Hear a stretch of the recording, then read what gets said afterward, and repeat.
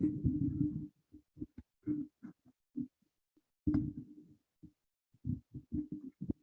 y'all hear me?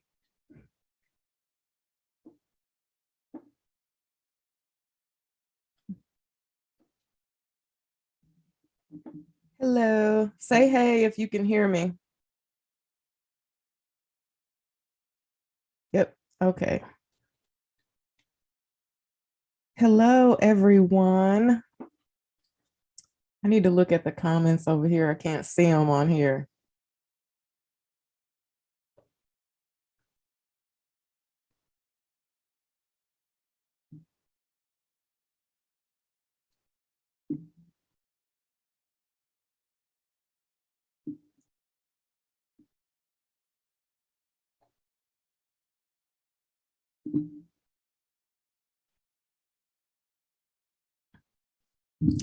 Heaven, Verna, Tabitha.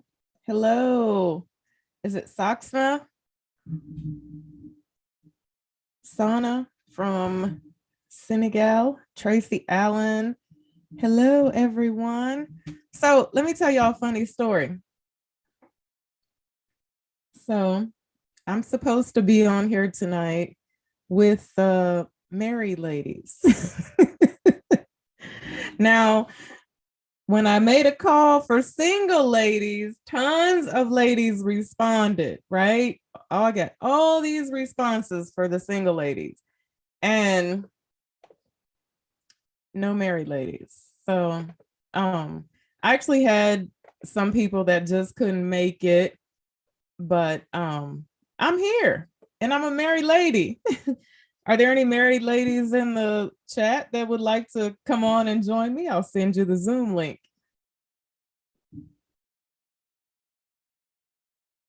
Teresa Benson, Eva, and guest. No, there's no guest. It's just Eva.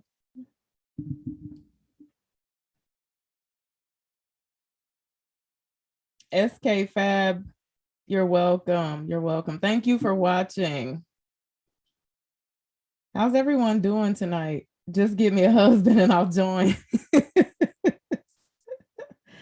I'm trying. Helen, you want to come on? Married ladies.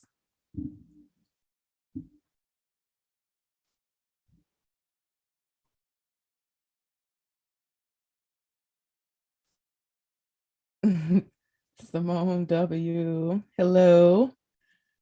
Tabitha T, when did you hit 100K? I think like on my birthday, around the time of my birthday, I hit 100K. Thank you. Let me find, I'm gonna send y'all this Zoom link just in case somebody really actually wants to pop on here. If you're married, you got to be married.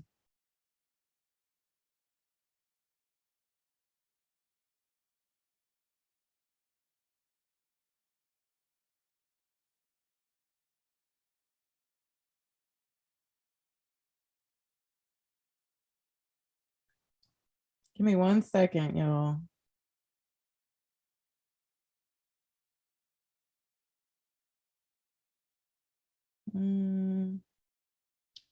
I want to get myself kicked out of this Zoom. Oh, here we go.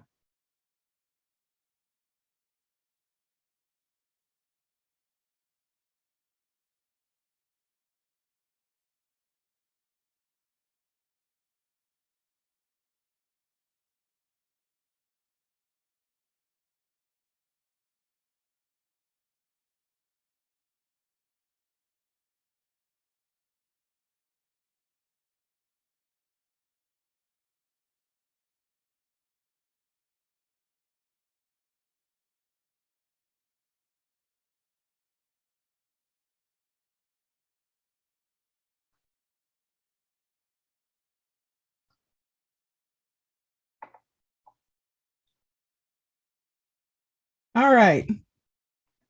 I think we did it. All right, so how is everyone this evening? Denise Dixon, hello. Miss Angie's World, thank you.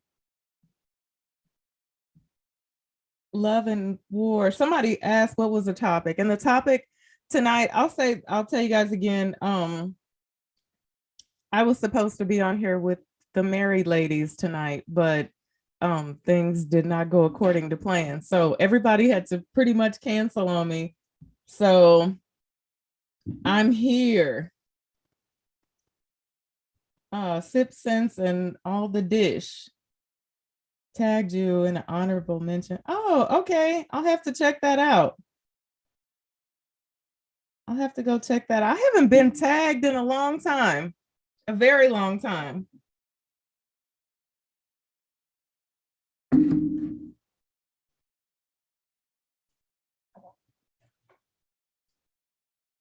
Helen, can you pin the link?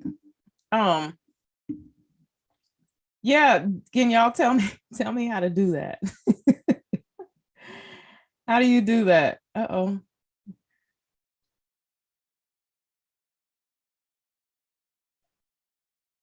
I'll just every so often I'll just put it up. I'll just repost it. I don't know how you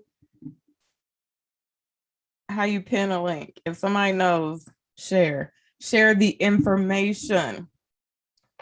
So for the past 2 weeks, I've been on here with the single ladies, and the married ladies were like, you need to talk to us, you need to have us on. And I was like, okay, that would be fun. So I'll do a show with the married ladies, and we'll talk about love and marriage and all that wonderful stuff. But there was some stuff that I wanted to talk about first, though. Shirley, come on. If you click on that link, Shirley, if you ain't doing nothing. Um, yeah, so last week when I talked to the second group of single ladies, I was looking at some of the comments that people commented on the video, and I made a comment in that video. I told Elle actually in that video, I said, you're very lucky that you haven't been stuck with children, because she hadn't desired to be married thus far. She wasn't married, she was still single, no children. I said, you're very lucky that you haven't been stuck with children. So someone commented in the comments that it was very disrespectful of me to say stuck with children, like women do it all the time. And so I wanted to talk about that. I didn't mean any disrespect, but let's be very honest about one thing. If you go out and you're with someone and you get pregnant by them and you're not married to them and they have no plans to stay with you, if you get a baby, you're stuck.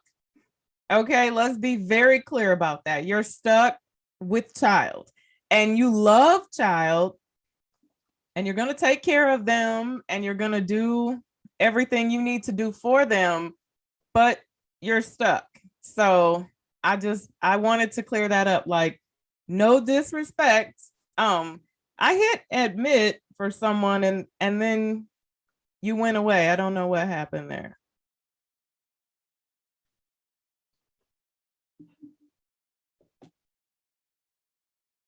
So yeah, I had to mention that because I was like, I didn't mean any disrespect. I just was saying that, life is not the same for you if you have children and the father leaves. No one goes out and says, ooh, I want to get pregnant by him and I hope he leaves when I have this baby. That's not real life. Nobody wants that for themselves. So, and the same comment said that it's not being stuck because women do it all the time. Absolutely. I've done it. We do it every day. We do it. We're built like that. We do it well, but we don't want to do it. We don't want to do it.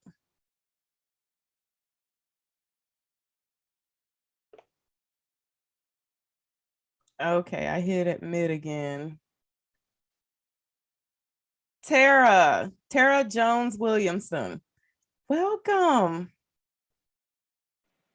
Thank you. I've been a long time subscriber, but yeah, I wish I could get on screen. I didn't know you were doing this tonight. Otherwise, I would be presentable, but I just got back from the gym. Oh, you're fine. That's a good place to be coming back from. Mhm. So you're married. I am married for about a year and a half. So I was like, I don't know if I should talk, but you're a more seasoned married woman than I am, but definitely married and a Oh, millennial. So I guess I have a little bit more different insight and a different take on what it's like to be single or newly married in today's time. yeah. Now, how old are you? Do you mind me asking? Yeah, I'm 32 and my Oh, husband is okay. 35. Okay. Mm-hmm. All right. So young and a newlywed. Oh, Mm-hmm. your first marriage, I'm assuming, right? Mm-hmm. My first, his second. Okay. Children. Yep, he came into the marriage with two, and I came into marriage with one. So we have a 12-year-old, 11-year-old, and a 9-year-old. Okay. So what's the in your first year of marriage, what's the biggest lesson that you would say you've learned so far? My biggest lesson is I would say, and this is what I have to tell myself every day, is mind my own business. Mm-hmm. Mind your own business. And I say that because, so a little backstory, I was a single mother for 10 years. And so I ran my household, never lived with a man. Like me and my child's father, I was had my daughter when I was 21, still smack dab in college. So I never lived with a man. It was always just me and my daughter when I moved out on my own. And so now living in a house with somebody else, especially a man who pays the bills. So like he's a provider and everything else. Sorry, I'm trying to catch my breath because I ran up the stairs. But he's a provider and just being in a house with all these different personalities when I'm used to it just going from just me and then one other person, like I have to realize that everybody's on their individual journey, their individual path, and I can't control everything like I was used to controlling. So whenever I get in my moments of trying to really micromanage everything, I tell myself, girl, find you something to do. Go to the gym. Is your nails done? Is your hair done? Do your hair need to be retwisted? Did you shave your leg? Like, find you some business and direct that energy back towards you yourself. Right. Yeah, that's a great lesson to have learned at such a young age. Yeah. And also so early in the marriage. I don't know if I got that so early in the marriage because I don't know if you hear me say that. I say that all the time, like, child, I just mind my own business. And I'm telling you, once I start, because the first year I didn't catch on. And my mother-in-law, I love my mother-in-law. She's been married for decades. So she's like, girl, just let them do what they gonna do. Like, don't let these kids stress you out. Don't let your husband stress you out. They not gonna do what you want them to do. Just have your sections of the house. For me, I like things to be neat, entirely orderly, and aesthetically pleasing. And so my kids, including my biological daughter, they don't care about none of that, right? They don't care about none of that. My husband don't care about none of that. He want to lay on every good pillow. They want to touch stuff with a greasy hands. And so basically she just was like, have areas in your house that you dominate and have areas that you give to them and they manage. Right. And I mean, when I tell you that's been the saving grace around here, I don't know what else. Yeah, and you're always going to have that, even when they grow up and leave. Because when my kids were younger, I used to say, "Ooh, I can't wait till y'all get out of here. I'm gonna have me some real nice stuff." And now my Mm-hmm. husband breaks stuff and touches it. Telling you, I'm like, don't touch nothing. If it's mine, don't touch it. I buy your own. We ain't sharing nothing but the bed. That's the only thing we sharing in here. Right. So now let me ask you this, because being that you're so young, Mm-hmm. and so we talked about this a little bit last week, and um I always want to hear someone who is like younger, a lot younger than myself. Do you think that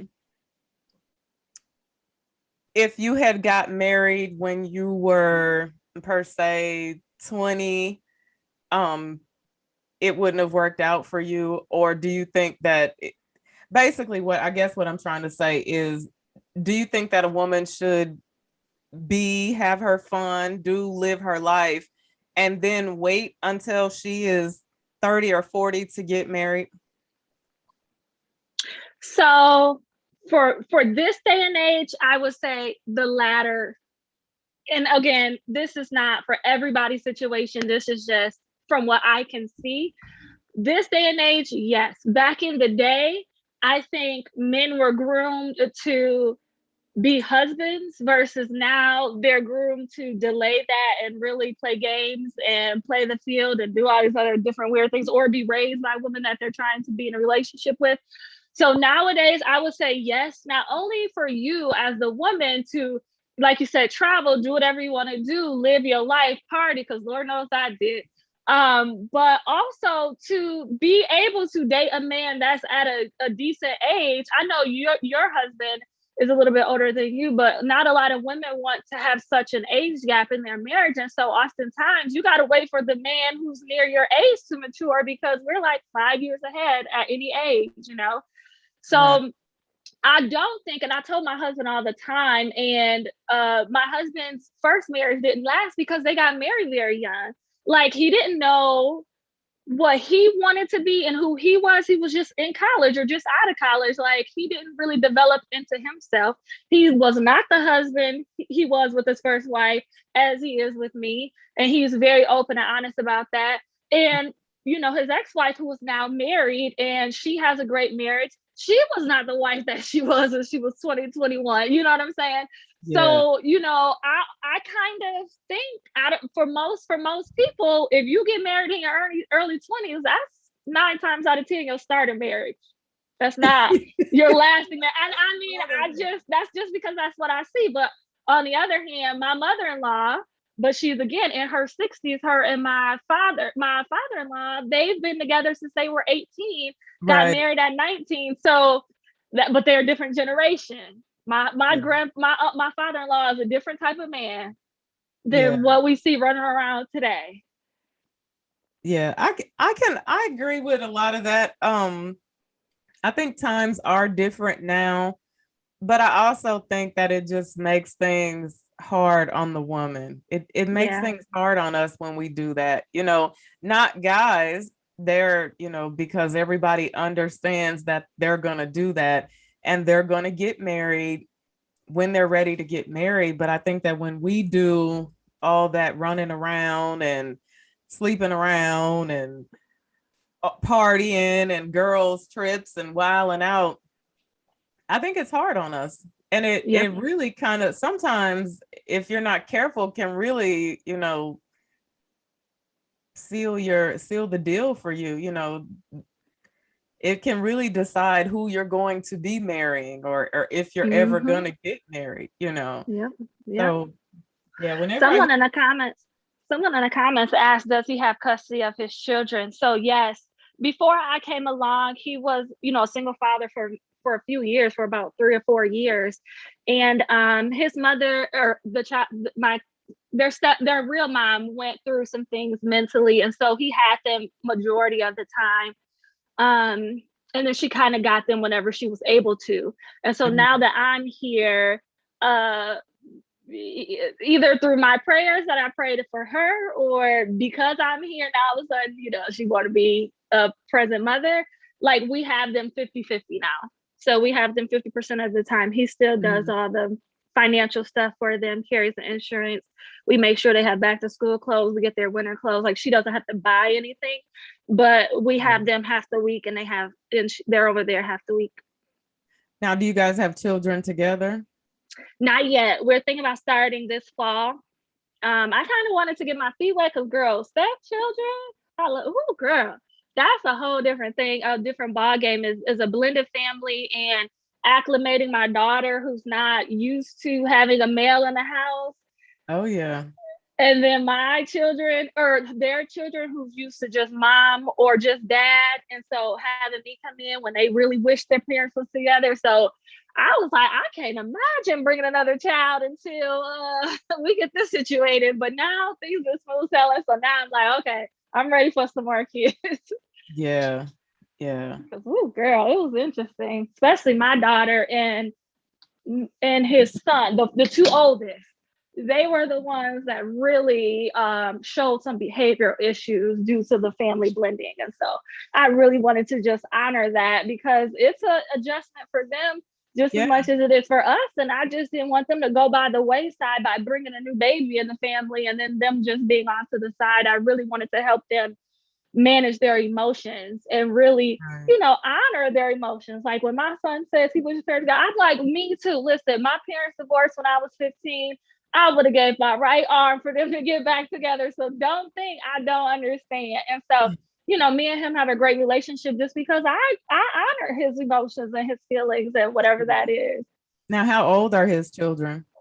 So my daughter is 12, and then we have a 11-year-old boy. So that's his son, and then a 9-year-old girl, and she's the baby. And oh my goodness, she acts like it too. She just melts our hearts. I don't even know what we're gonna do with a baby in the family because she's gonna be a baby forever. Yeah, blended families are definitely difficult. But it typically it works itself out. If you just you gotta stay, like you said, stay praying and stay in there and understand what the kids want and need. And that, that's typically that I tried that or did that and not tried that, but I did that in my first marriage. And one thing that I learned was that it wasn't actually the kids that had a problem with me. It was their mother, and their mother fed them, And so when they came around me, there was only one way for them to feel about me, because they had received all this information. So once I processed that and I was like, okay, well, I'll show them, I'm a nice person, then things changed. But I've experienced some of that, and we're at the point where everything goes through him because you cannot control, again, going back to mind your business, you cannot control how the other person acts towards you, but what can you do is put up your own boundaries.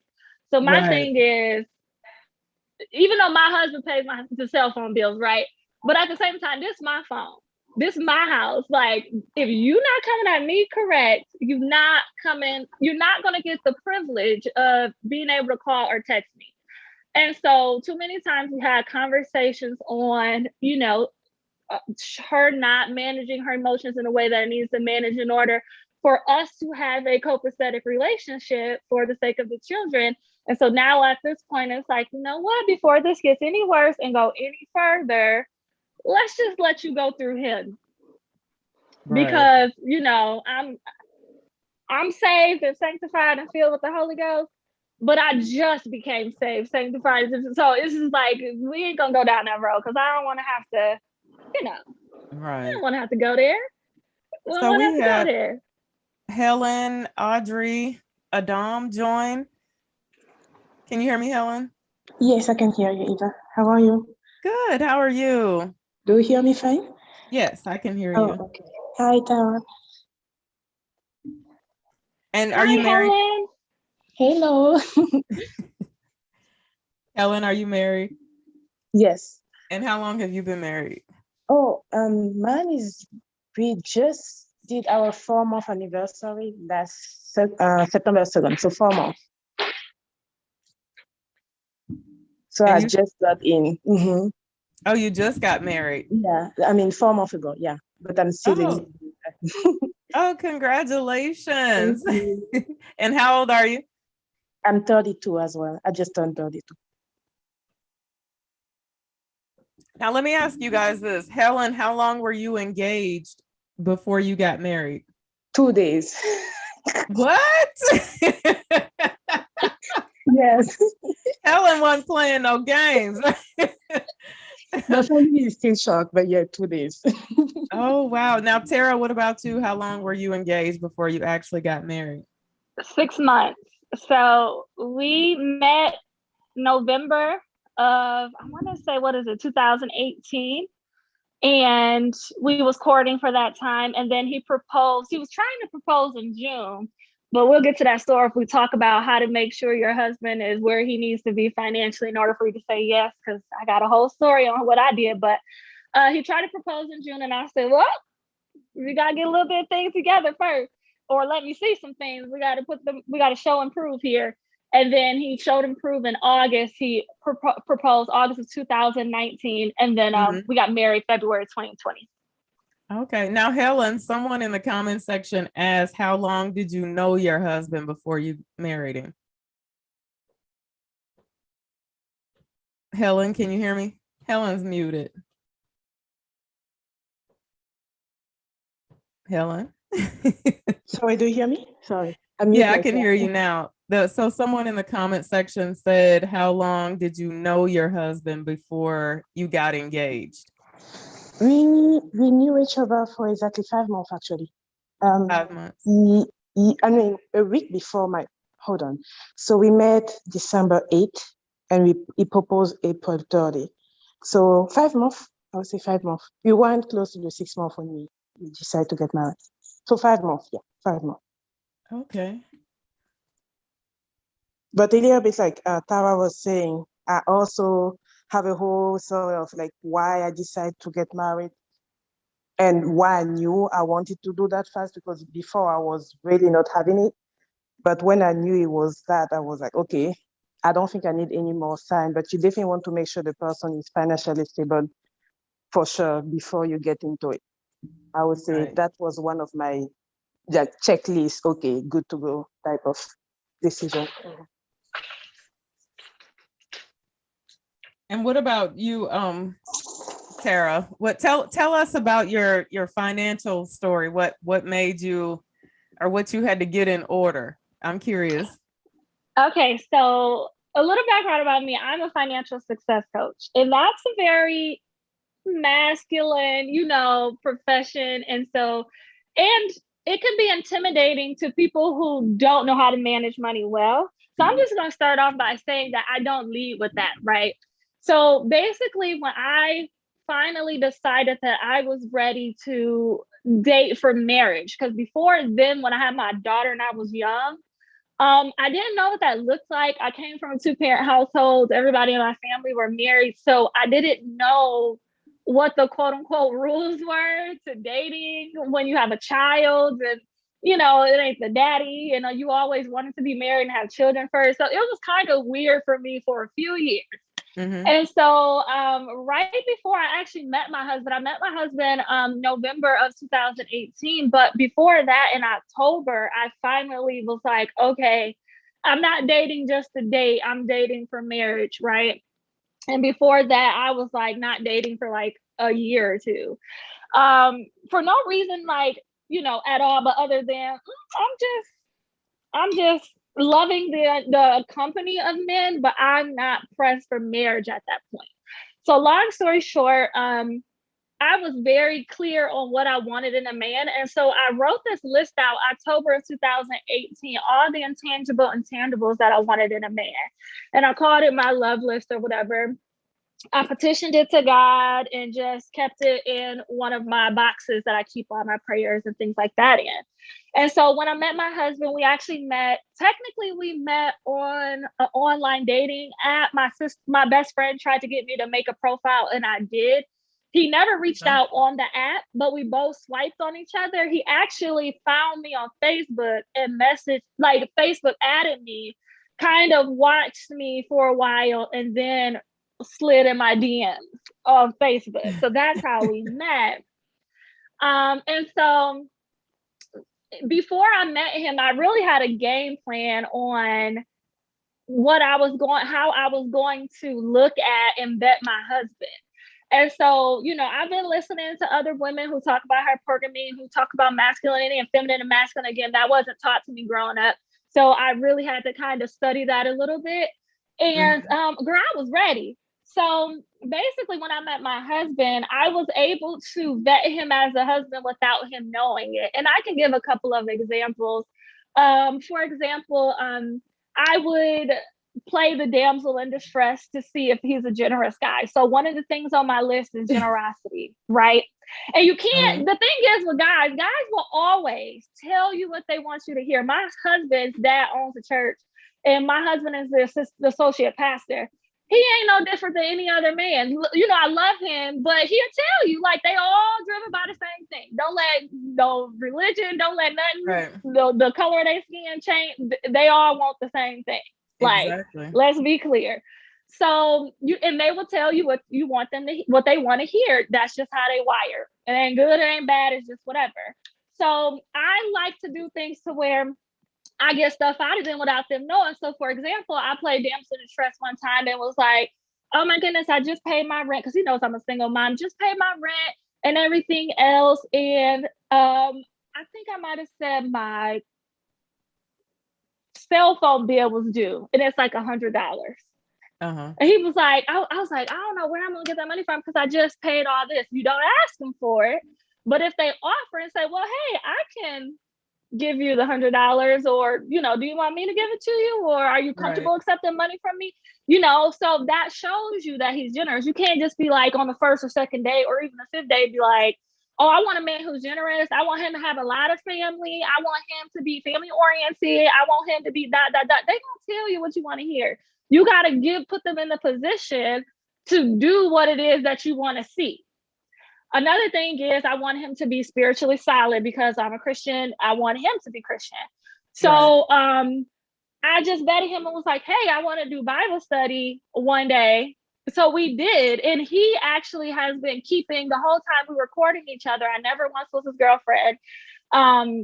You know, we did Bible study together. And it was just little things that I was able to test. Right. Yeah. And then as we got more serious, we started to have those conversations of, okay, let's talk about credit score. Let's talk about how much income, because, you know, for me, I want to have more children, and I am an entrepreneur, but I don't want to be with a man who's going to rely on my income. Right. Because I want to have more kids. I want to be able to take a break whenever I want. And so I need to know that you have the income to where you can support, first of all, my child and myself, but also your two children that you bring into the marriage. Yeah, and so that's why that's a lot for someone. Yeah, it is not, like, you know, in the 6-figure or above category. Yeah, that's a lot. Right. And my husband, he was slightly under 6 figures, but you know, I told him, I'm like, let's do the math. You want to marry me, because he started talking about marriage. And then once he started talking about marriage, before then, it was all fun.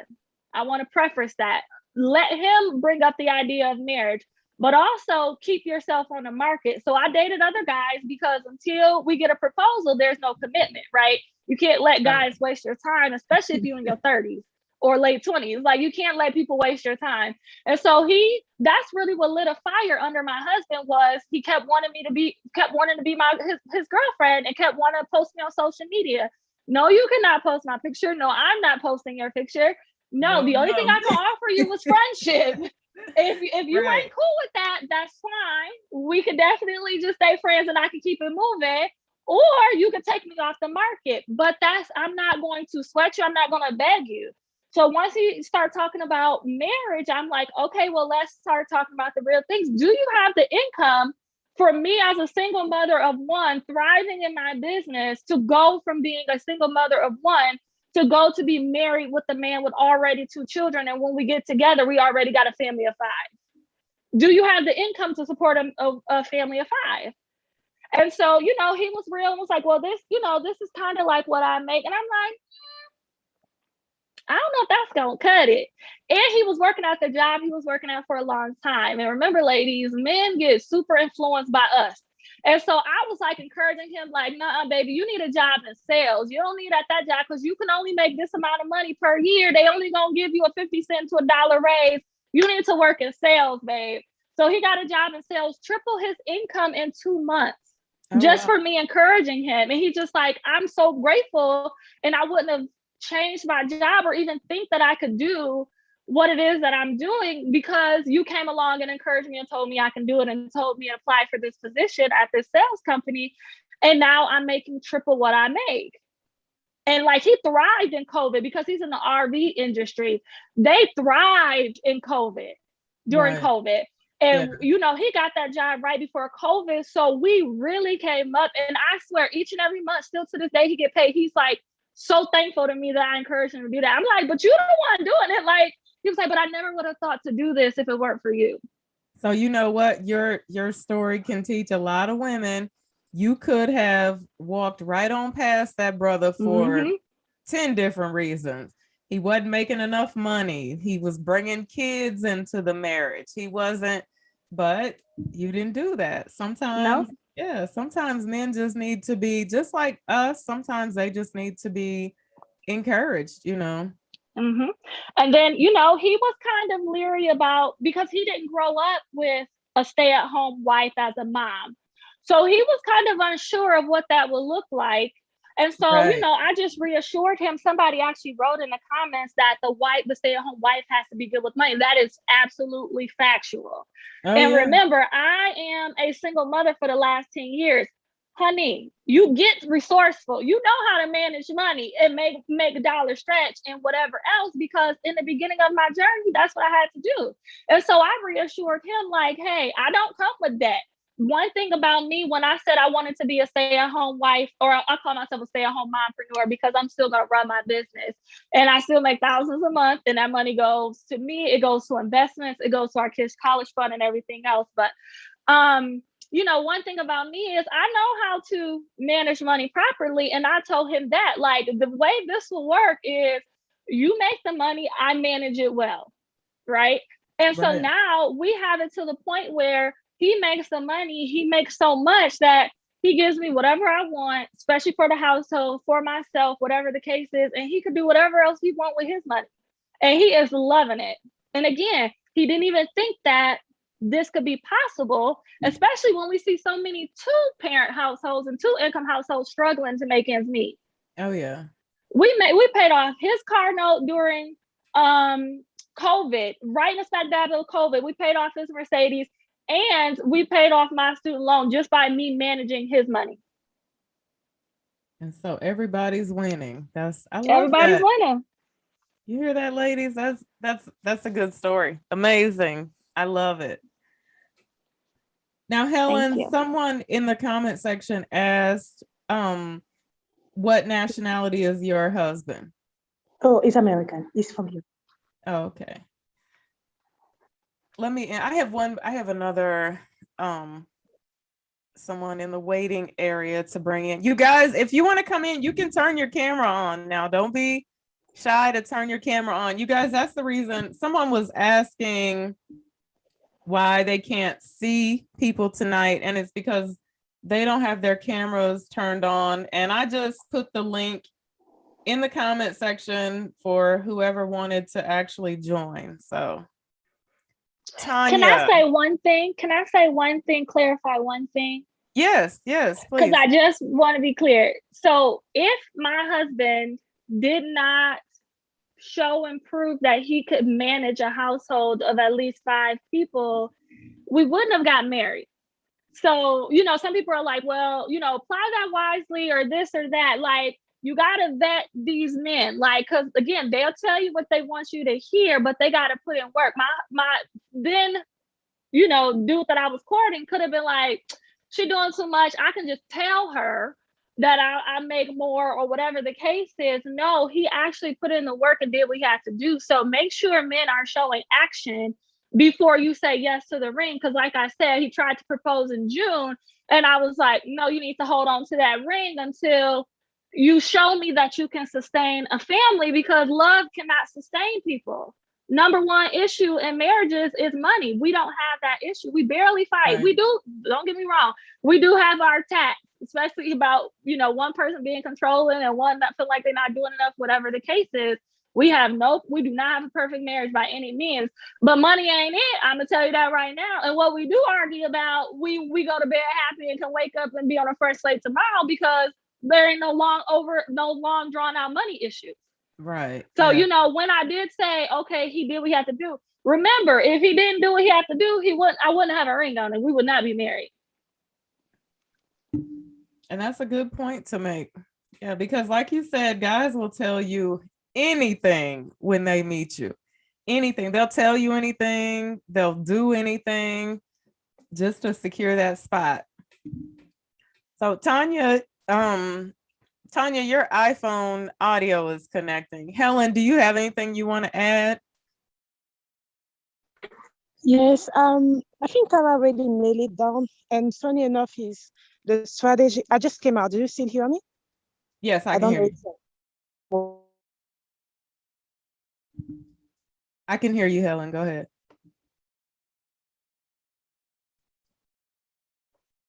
Did we lose Helen?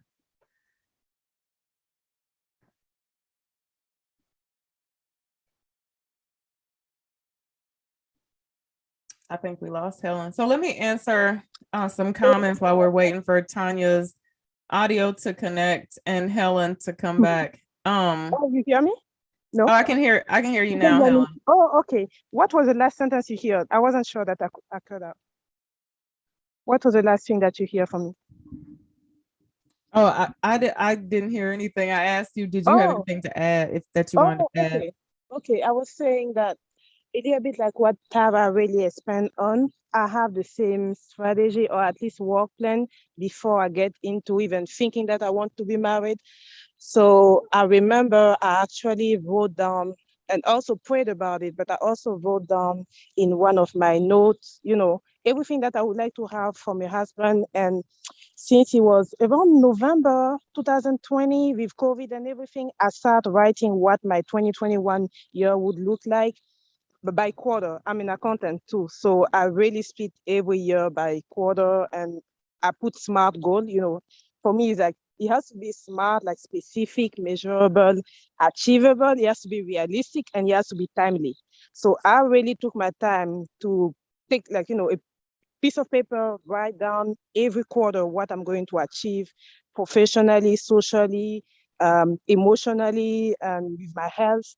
And funny enough, I remember when I moved, my husband was looking at my paper, like noisy as he is, for his good sake. He was looking at my paper, but I think this one, I write some of them in French, some of them in English, but I think this one was in English.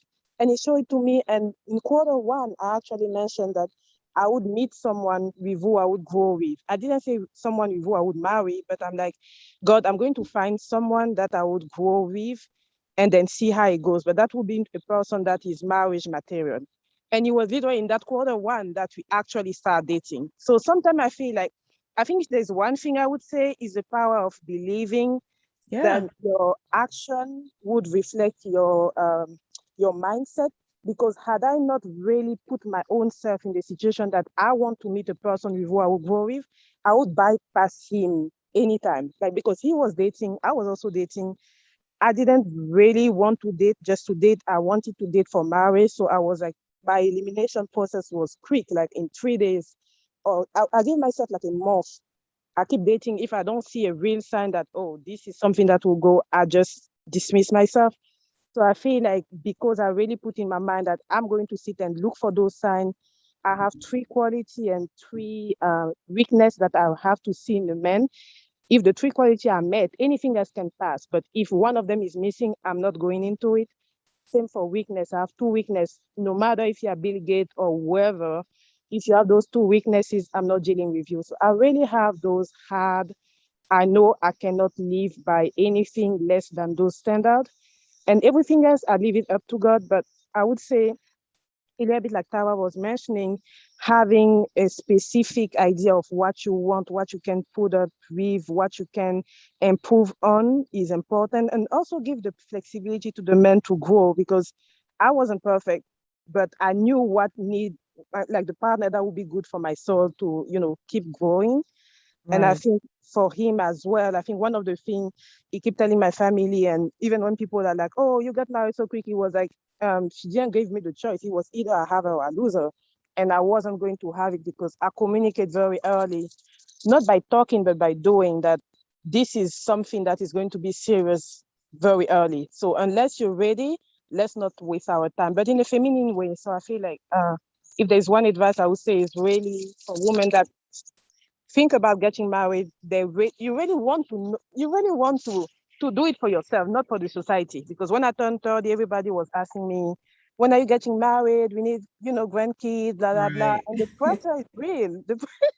The pressure is real. I would have literally jumped on the first man if I were just listening to them. But at the end of the day, you end up being by yourself at home. Like Tara mentioned, which is something I live with. I've never lived with men before.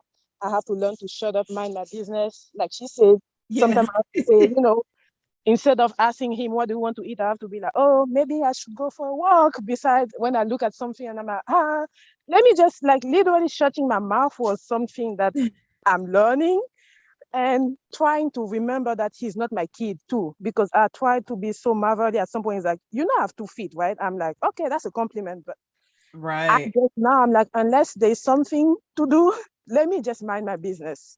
And Right. I think the second advice I would say is, I unfortunately also, I found it recently, but as I got married, I thought everything was about taking care of him now. Like, oh, now I'm taking care of him. Like, I start forgetting that I used to play tennis. I used to just do few things with my Right. friends. And I Yeah. started surrounding myself so much that at some point I was like, wait, what am I even doing for my own self? Like everything I Oh put in my yeah. goal, I stopped because I'm married. I thought it was a second job. And I'm like, no, it's actually just something that will be forever. So I can't just stop everything that make me happy just Yes. because at some point I would just, burst out. So I think one of the things is to remember that the person that marry that version of you at the time. At least you hope that they marry that version of you at the time they propose. So don't change that person just to be a little bit extra. I don't know if it makes sense. It's like he saw me doing my thing and being me being me. But Right. now that I'm married, I'm trying to be so much for him that I'm forgetting myself. And in the Yeah. process, that's how some women forget to, take care of their self-care, like mental health, because they're like, oh, I really want to be a good wife. But before being a wife, you are a friend, you are a mother, you could be anything, just be yourself. I think Yeah. that's one of the things I realized when I learned. I mean, he told me in funny way, but that, oh, you're really doing too much of a good job I can do myself. And I'm like, okay, let me relax and realize that I can go for a walk. He's not going to die. I can go out with my friend. He is still going to be alive. So those are the small things I think in my few months that I can say. I don't know if Tara also have idea about that, but separating myself and still being myself as we move is definitely that one mistake. I'm glad I was able to cut up quick before it become overwhelming for both of us. Yeah. Yeah, you have to find balance there. That was one of the biggest problems in the beginning of my marriage. I got married. I wanted to be a good wife because it was my second marriage. And so I was like, I'm gonna do everything right. Friends, y'all go on now. I'm wifey. I ain't got time, and Jim, you can wait, all But that type of stuff.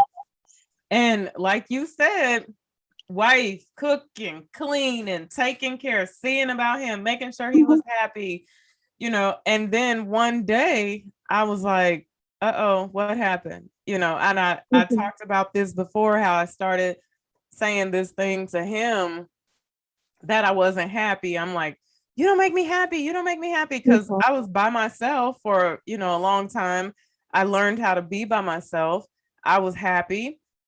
But then when I got married, I was like, okay, now this is his responsibility now. And it's not, correct.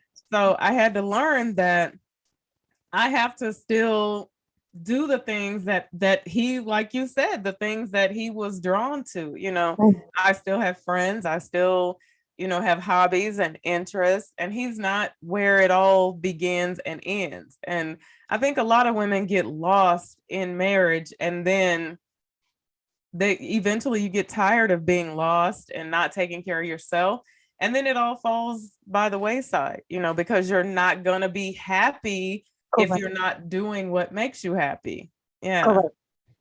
Yeah. And I like how you say you mentioned at some point that you say that if you were portraying like that his responsibility to make you happy, because that's why I was like, okay, my responsibility is to make him happy and his responsibility is to make me happy. And Right.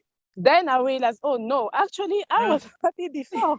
So yeah, everybody keep themselves happy and we make each other happy. Let's not get it twisted. But And yeah, meet in the middle. unfortunately, You nobody think add. Yeah, you add to each other's happiness. Yeah, correct. absolutely. But yeah, I think a lot of women go into marriage looking to be made whole, Oh looking to be yeah. made happy, and you have to be a whole person and you have to Mm-hmm. be happy before you ever even think about doing that. Correct. I meant Yeah. to say that's a good point because I remember when we were dating, I think one of the things that may have touched him because he wasn't at his happiest stage of his life, and he told me one time, like nicely, he was vulnerable, and he told me, oh, I was using that example of the cup that is half full and half empty, and I think he mentioned something kind of like his cup is half empty and he need me to fill it out.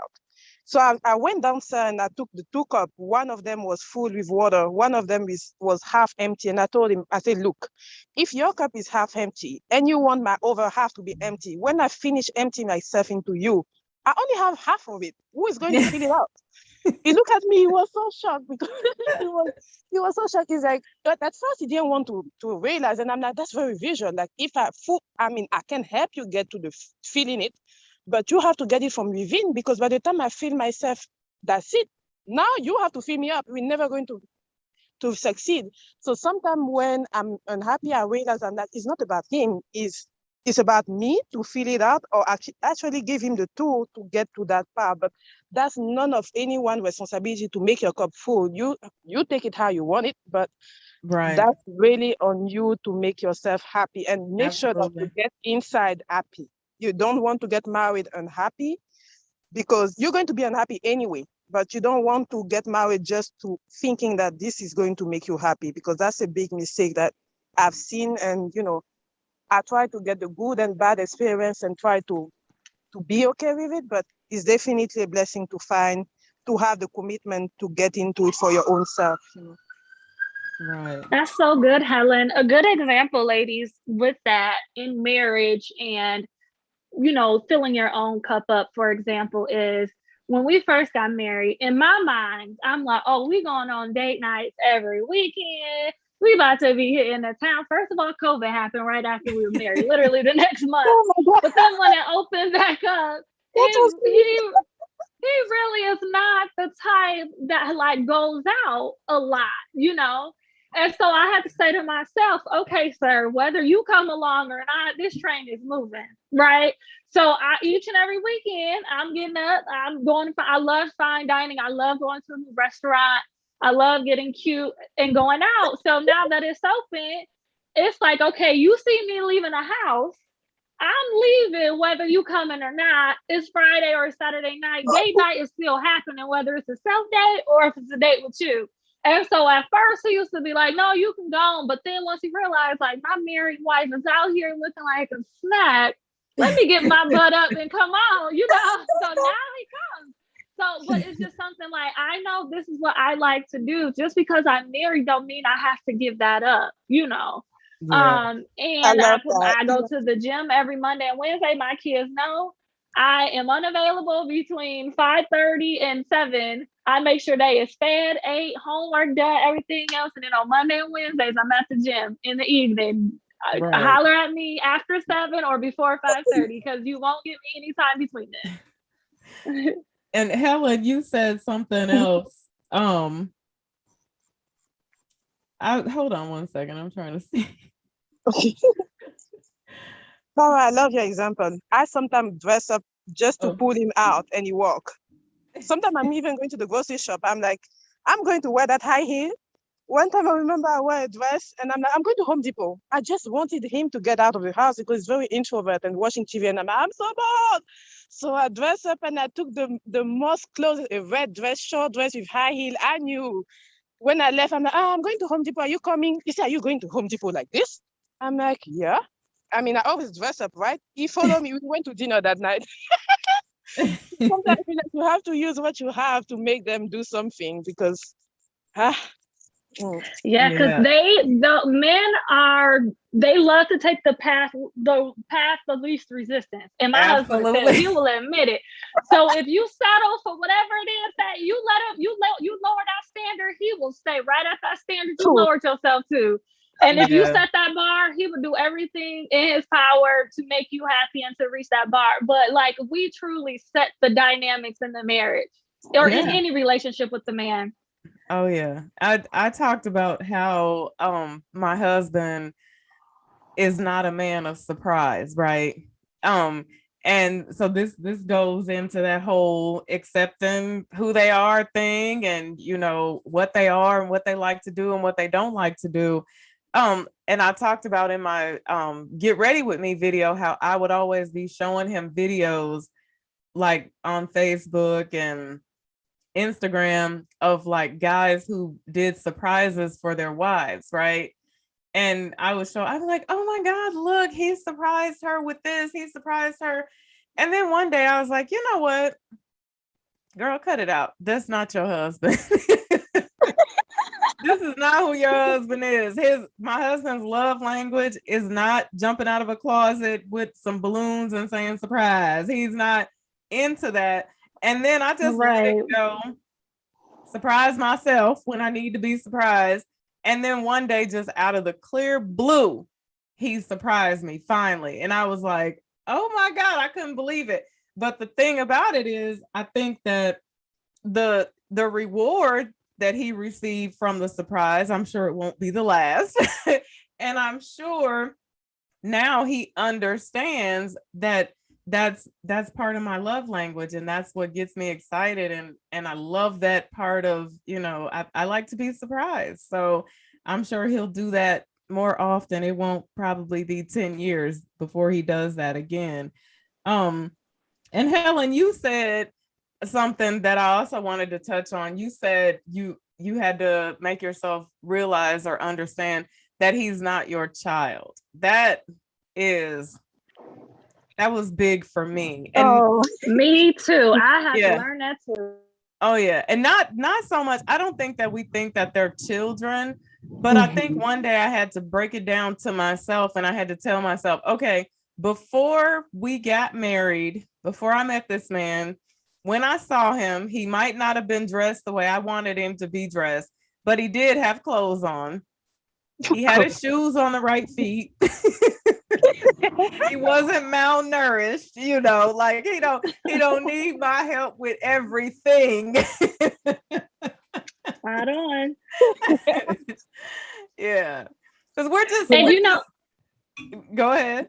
We're wired to help, right? Like, exactly. Especially if we see something being done wrong, move out the way and let me do it. Let me show you how it's done. But one of my mentors who's been married for so many years, she gave me the best advice. And she said, you just gonna have to let him mess up sometimes. Let him screw up the budget. Let him get the wrong tires on the car. Whatever it is, let him screw up and learn from his own mistakes versus you having to always correct him. That's going to create a whole different issue in your marriage.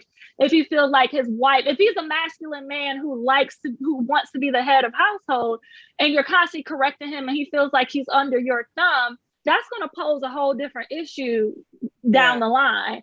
So she was like, sometimes you got to let him mess up and stumble before he crawl before he walks, until he gets it. And I truly am thankful for that advice, because that's exactly what happens.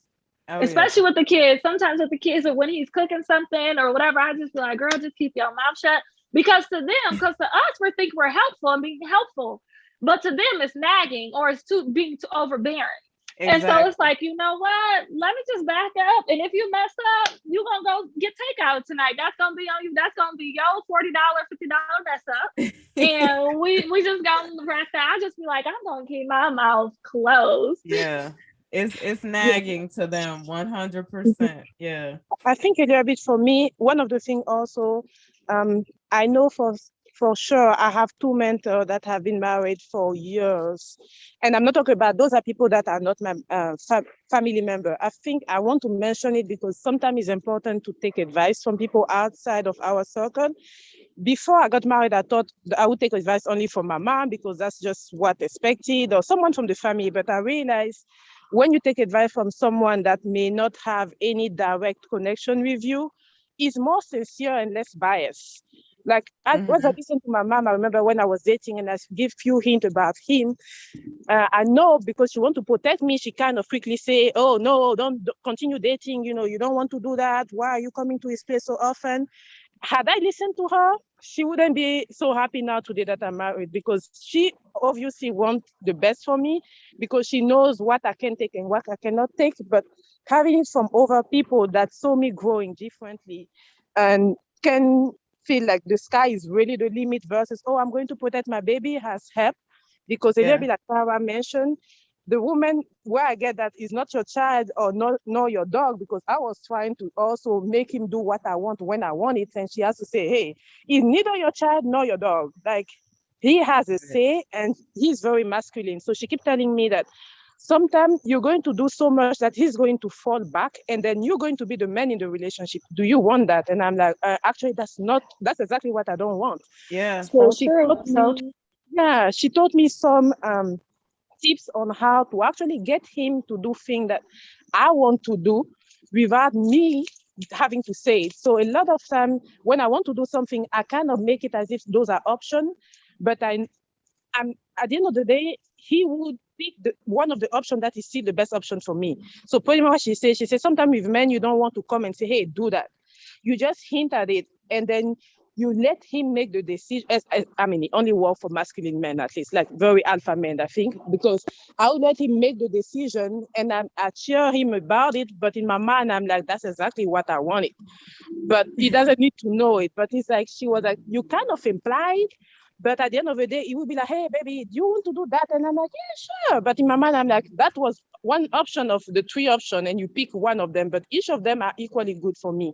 So he gave me Right. always that, oh, like you did it. And, most of the time they want to be like savior and everything. I'm, oh, you saved my day. And affirmation, depending on his love language, I think that one of the things I asked was his love language, of course, but it's Right. very important because how men like maybe, some affirmative thoughts. So keep saying, even when there's nothing to say, that, oh, you just really, really did that small thing. You just move that plate for me. Oh, you took that, those small things that sometimes are ridiculous and most people won't even congratulate them for. I think it does make a difference because like there's still plenty of women in the in this, I don't know how to say in English. There's plenty fish in the sea or whatever. So being married is like, for me at least, one of my mentors was saying, it's still a war. You want, of course, to make sure that you love your partner, but love is like, you have to water it. There's a lot of people that you could choose from.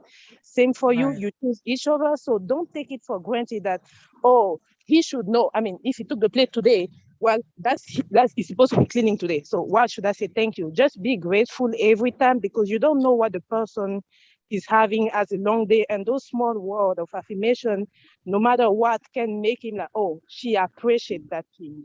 Right. Yeah, absolutely. I Just I love showing. what you're just saying, Helen. You just hit the nail on the head. Number one, with hinting and implying stuff versus asking. My husband is the same way, and even my dad and my brothers. Like, I grew up with a bunch of guys in the house, including my dad and older brothers. I'm Yeah. the youngest of six, so I know how to get what I want from men. With giving them what they want, and you kind of hinted at it, but when you affirm them and everything else, like that's just feeding their ego.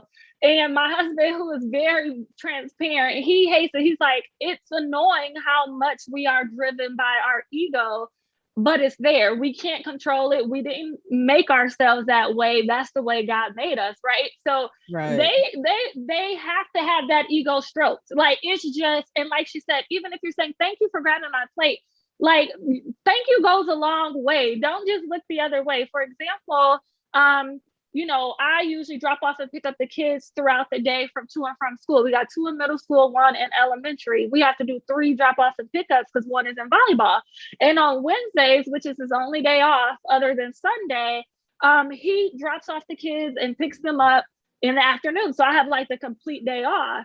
And each and every Wednesday, I'm just so grateful and thankful. Now, one person can say, well, them his kids, or you shouldn't be having to do everything. It's not about that. It's about being grateful that I have a partner who's in this with me, with raising these preteens who got attitudes, and you just want to kick all of them out the house. But you know what I'm saying? Like, y'all are a partner, y'all in this together. And like Helen was saying, watering that relationship and just saying, I honor you, and really giving into his love language. My love language is gifts. His love language is words of affirmations.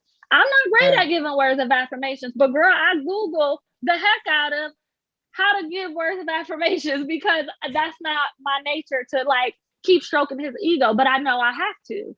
Just like he's constantly buying me gifts and surprising me gifts, because that's the way I feel love, is with gifts and surprise. And so I just love that Helen said that. I'm for hang the on one second. Tania, could you, she asked in the comments, could you ladies talk about at Kimberly Jones' question? I'd like to know y'all's opinion. Kimberly Jones, can you repost your question? Okay, I don't see the comment, but if you read it, we should be able to. Yeah, I don't see Kimberly Jones' question here. Oh, okay. Kimberly, I think this is it right here. Are there things you ladies have accepted about your husbands, but it still drives you crazy? Girl, this will be a 5-hour yeah. Oh, yes. Jesus, how do I go first? Y'all got all night. Right, we can sum that up in one. Yes. Yes, absolutely. What's something I think my husband, the one thing that drives me the craziest about my husband, but I appreciate it, is just the way that he works. And it makes me crazy. And because my husband does nothing but work, and if I don't stop him, if I don't say, hey, listen, buddy, at 6 o'clock on Tuesday, we're going on vacation, or we're going here, he'll just work Monday through Sunday, and he's always done that. But it drives me crazy, because I'm like, you got to prioritize. You have to make time for this. You have to make time for that. But I learned to deal with it. It makes me crazy. Sometimes I would rather him be here, be doing something here, but I've learned to deal with it, and I just make the most of my time, the time that he is working. But yeah, there a lot of things that, and him with me as well. I'm sure there are things about me that drive him absolutely crazy, that he has just learned to just say, oh, well, she does that. That's her thing.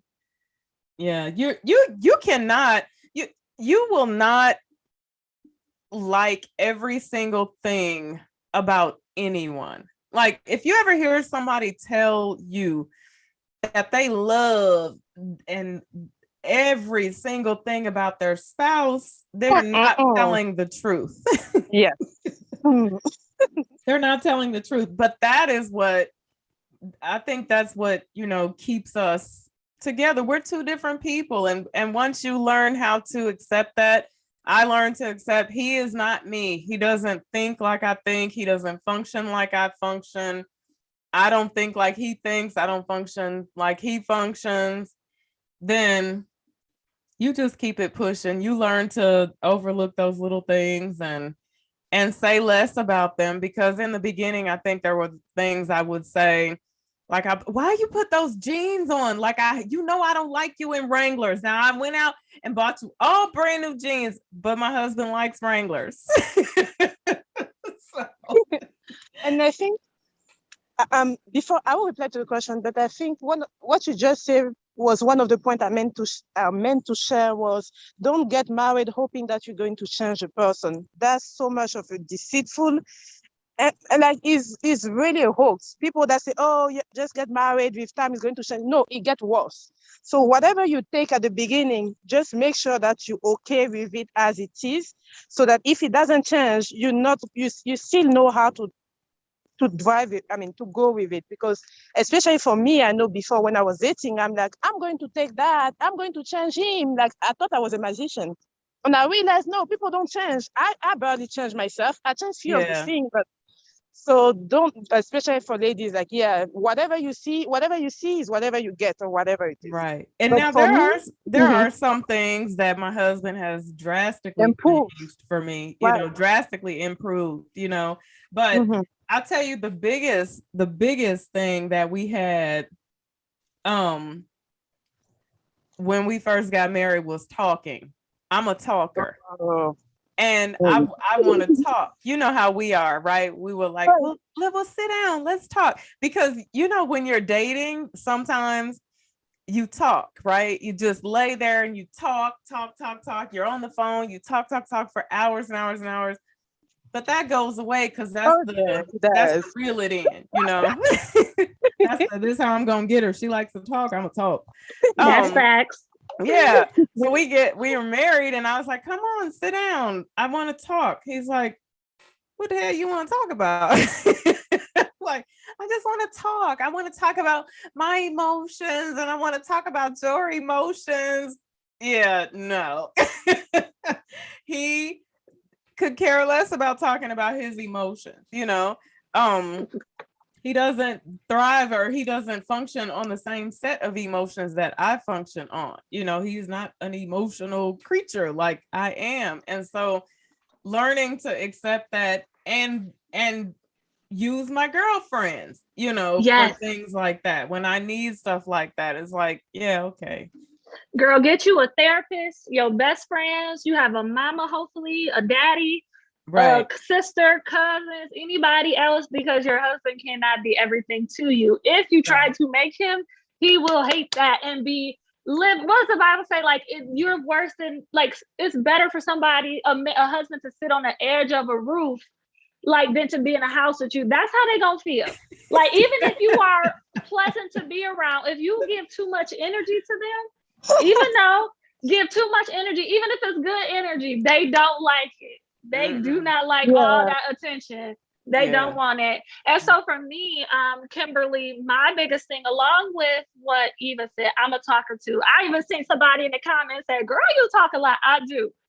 But that's why we out here. Are we here to sit here and not talk, or are we here to talk and hurry up and give you all these gems within this hour or 2 hours? Like, we can't just sit here and waste y'all time. Like, what are you talking about, girl? But anyway, there's so many differences between me and my husband. One, he can be a little bit more sensitive to people's words. Probably that's why his love language is words of affirmations. Me, I could care less. I can look in them comments and you can't hurt my feelings whatsoever, sis, at all. Like, I could care less what you're going through. But my biggest thing was cleanliness. Like, people's levels of clean is different. And so what I think is neat and tidy, coming from a family who was in the military versus coming from a family with my husband where they had 6 kids, and as long as you can walk through the house, it's all good. As long as you can sit on the couch, it don't matter what's on the floor. You know what I'm saying? So that difference really drove me up a wall. And like I said, I really had to just separate spaces and say, okay, Tyra, I have to go inward, because I tried to make my stepkids, make my daughter, make my husband do all different things. You can't control anybody. You cannot control or change anybody. Even kids, they can choose to do what you tell them to do, unless you feel like yelling and beating them all day. I don't feel like doing that. I don't want my energy doing that all day. So I had to say, okay, what can I do to help myself out? We have a living room and we have a family room. The family room is my husband/kids area, and my living room is off limits. When we up there, we can all hang out and entertain, but that's not an area that stays unkempt. You can't just go jump on the couch. You can't bring your drinks in the living room. You can do that in the family room. And for me, I wanted to not only get what I needed, but also make sure I'm not being too anal and being hard to live with my expectations, because people don't always need it to be spick and span. And if you're being too spick and span around them, they might feel negative about that. So I really wanted my kids and my husband to feel comfortable in the same house as me. So I said, let me separate my spaces and just make some rules. The common areas, the bathroom, the living room, when people walk in, they gonna see it, the kitchen, because we got an open floor plan. That area stays clean. You clean up what you mess up, and you take your stuff out when you leave. But when it comes to the family room, when it comes to your bedrooms, when it comes to the garage, when it comes to all these other spaces in the house, I just let them clean it up. Like the rule is you got to clean it up once a week. I don't go down there. I don't hang out in them spaces. If I'm going to hang out during family night or whatever in the family room, okay, so be it. But I don't manage those spaces, because otherwise it'll drive me crazy to clean up after all these people who are all very capable of cleaning up after themselves. Right. And so, eventually they will clean it up. And, whatever, I just say, you know what, if it gets trashed or whatever the case is, as long as we don't got rats, roaches, mice, all the ants and all that, I'm good. As long as they clean it up every other day or something like that, I'm good. But the bathrooms, the kitchen, the dining room, and the living room got to stay clean. Everywhere else, y'all can have at it. I'll let both of you answer the question. And Helen, I'll start with you. What would you tell women in their 20s and we'll say in 30s who are wanting to get married? What would be your biggest piece of advice for them? I would say take your time to know yourself. Really take your time to know yourself, because I feel like if personally, I didn't took the time to know myself, going through all the hoops and bull and just live my best life, like they said. Not that I'm not living it now. I would have been living in regret now. And I may probably be married to someone that I don't know while I still don't know myself. Not that I know myself perfectly, but I would say know yourself, because you really want to know those standards that you want to, especially if you want to have kids, you really want to know yourself well enough that you can pass it on to the next generation, because it would be a mistake to actually get into marriage, not knowing yourself, being with someone that you're getting to know, and then you have no standard to even live by. I think that would be my worst regret. So take the time and literally enjoy the step, because to each of the steps, there's a blessing into it. There's like now you have to communicate before you even go out. There's many things about wedding that is married that is good, but it also remove a lot of things that you take for granted before. So really enjoy each step, but know yourself first. That's really what I would suggest. But that don't mean go out in these streets and wild out, right? No. Oh yeah. Let me no. Just also be like, take your body has a temper. No matter what you do, remember that at the end of the day, like my mom said, when you are pregnant or whatever, you are the one that carry it. You probably would the one that live with it. The men could care less. So really go by your morals and value, but also remember that tomorrow you will be someone's wife. You put yourself in that level of queeniness, I guess, and remember that someone you want to be called Mrs. such and such, so act accordingly too.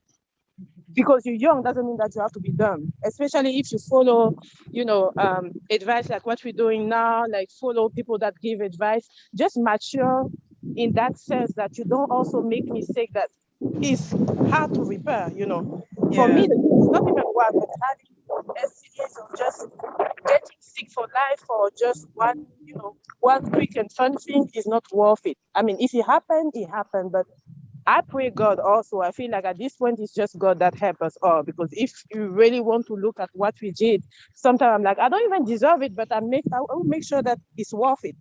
And I'm grateful for it. So live your best life, know yourself, but also as you do it, define your standards. So when it's time and you get into it and there is struggle, you can look back and say, yeah, I made everything possible and I will still make it work. And you said a great word too. Just because you're young doesn't mean you have to be Be dumb. dumb. That's always the excuse for young girls. And sometimes when I say things about young girls, people are like, leave them alone. They're young. young, They're yes. having fun. No, stop it. Because I even told I remember one of the dating topics my husband was, I was telling him, I came here and I hear that you only live once, but you also, for us, we have YOLO. Instead of YOLO, we say you only die once. So for me, it's really? like, we don't go by YOLO. We like, the same way I think about it, like, what do I leave behind me? If I'm doing that, how stupid is it? What is it risk? Is it worth it? So I'm like, yeah, the same way you only live once, you also die once. So I'm more scared about what I want to accomplish before and then do anything in my power. But I'm also the first kid. I think first kids are different, We have been a little bit, I feel like everyone that I have in my circle that at first are a little bit like, I mean, it was hard for us to do what we have to do. So maybe that's what it helped. But if I were to tell my sister, like, please just make sure that you don't take your age for like an excuse for doing stupid stuff and like, oh, I was just young. Like things happen, but there's some of them that you can afford not to do if you could. Right. Yeah. Let me, I want to answer, excuse me, this question right here. DP says, why are BWs, Black women, so against outsourcing things to make their lives easier? If you can afford, get a housekeeper to alleviate some stress. It's so funny that you say this, DP. I just had this conversation. Before you go in, Eva, I'm not. I got a house cleaner. So I know you ain't talking about every Black woman.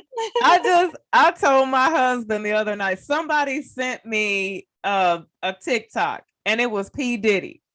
And P. Diddy said, I make a lot of money so I can pay a lot of people so I don't have to do stuff. I don't want to do stuff. I just want to walk around and smell the flowers and be happy. I just want to be happy, but I pay people to do stuff. Bingo. And I told my husband, I said, listen to this. Listen, because time is something you can never get back, and around here, we spend so much time doing things that we could afford to pay other people to do, like mowing, yard work. Like our yard is a whole situation within itself, the house and all type of stuff. But I told him that. I said, hey, I'm like P. Diddy. I make a lot of money so I can pay people so I don't have to do stuff. I don't want to do stuff anymore. Eva, that's the type of stuff I'm on. So in my business, I have a small business. I have a social media manager and I have a business assistant handle emails because I don't want to do that in my business. All I want to do is coach and talk to women. When I get home, I don't want to clean. I could care less about cleaning. I love to cook sparingly, but I don't love to cook and clean every day. So I make sure that I have people in my life and I built up a village of people to where it helps me do what I need to do. Yeah. You know what I'm saying? Oh, like, I'm all for using my money to do exactly what I don't want to do and be happy and just be happy as a lark sitting there with my 1,700 plants up in my house, in my plant room. Right. Because you know what? There was something else I wanted to talk about and I forgot to talk about this.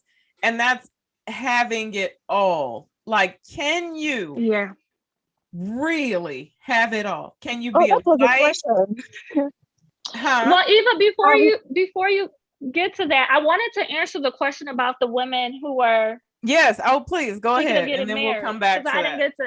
Let's before we jump into that, because there's a lot of women I see in the chat who are not married yet, but there was two things that I wanted to say. Number one, I heard this really good quote a couple of years ago, right before I enter back onto the dating scene. And this woman said, who's like a relationship expert or something like that.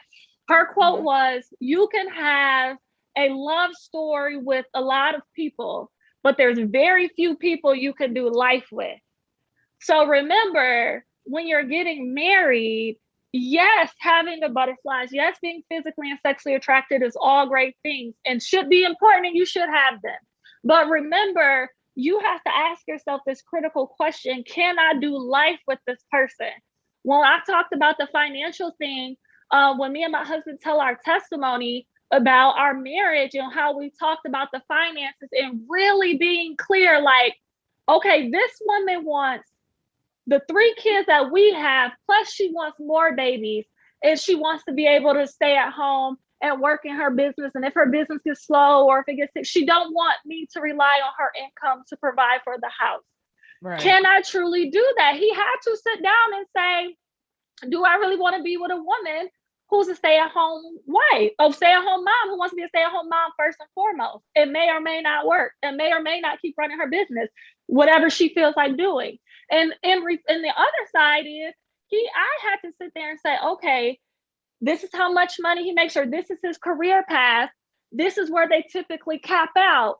Do I want to be in a certain tax bracket or in a certain level of income or class in society, having a bunch of kids with a man who makes this certain amount? Or do I want my husband to make a little bit more to make sure we're a little bit more comfortable?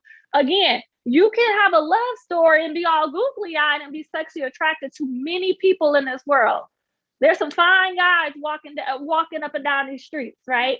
But there's very few people that you can literally co-create the rest of your life with and collaborate and compromise with. And that's serious. That's why people get divorced left and right, is because they didn't sit down and take the time and say, you know what, we aren't really compatible spiritually. We aren't really compatible financially. We don't think about the same things when it comes to disciplining our kids. Like, you're going left in life and I'm going right, but because he's fine, or because she got a big butt, or because of whatever, we're just going to try and make this work. You got to be honest with yourself. And don't think that just because you let that one go, he could be the best man since sliced bread. There was 2 exes that I have that are great men.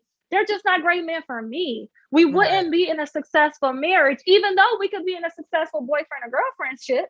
A relationship, we would have been successful. To do life with, we would have not been successful. Though, those are the couples that when they get divorced and you ask them, why'd y'all get divorced? And they say, we grew apart. And it's like, y'all never was together. Like, y'all never got on one accord. Me and my husband, we had the same vision for our life and for our future family. That's how I knew we could do life together, because he told me his vision, I told him my vision, and both was going on the same lane on the street. One was not passing, 2 ships passing in the night.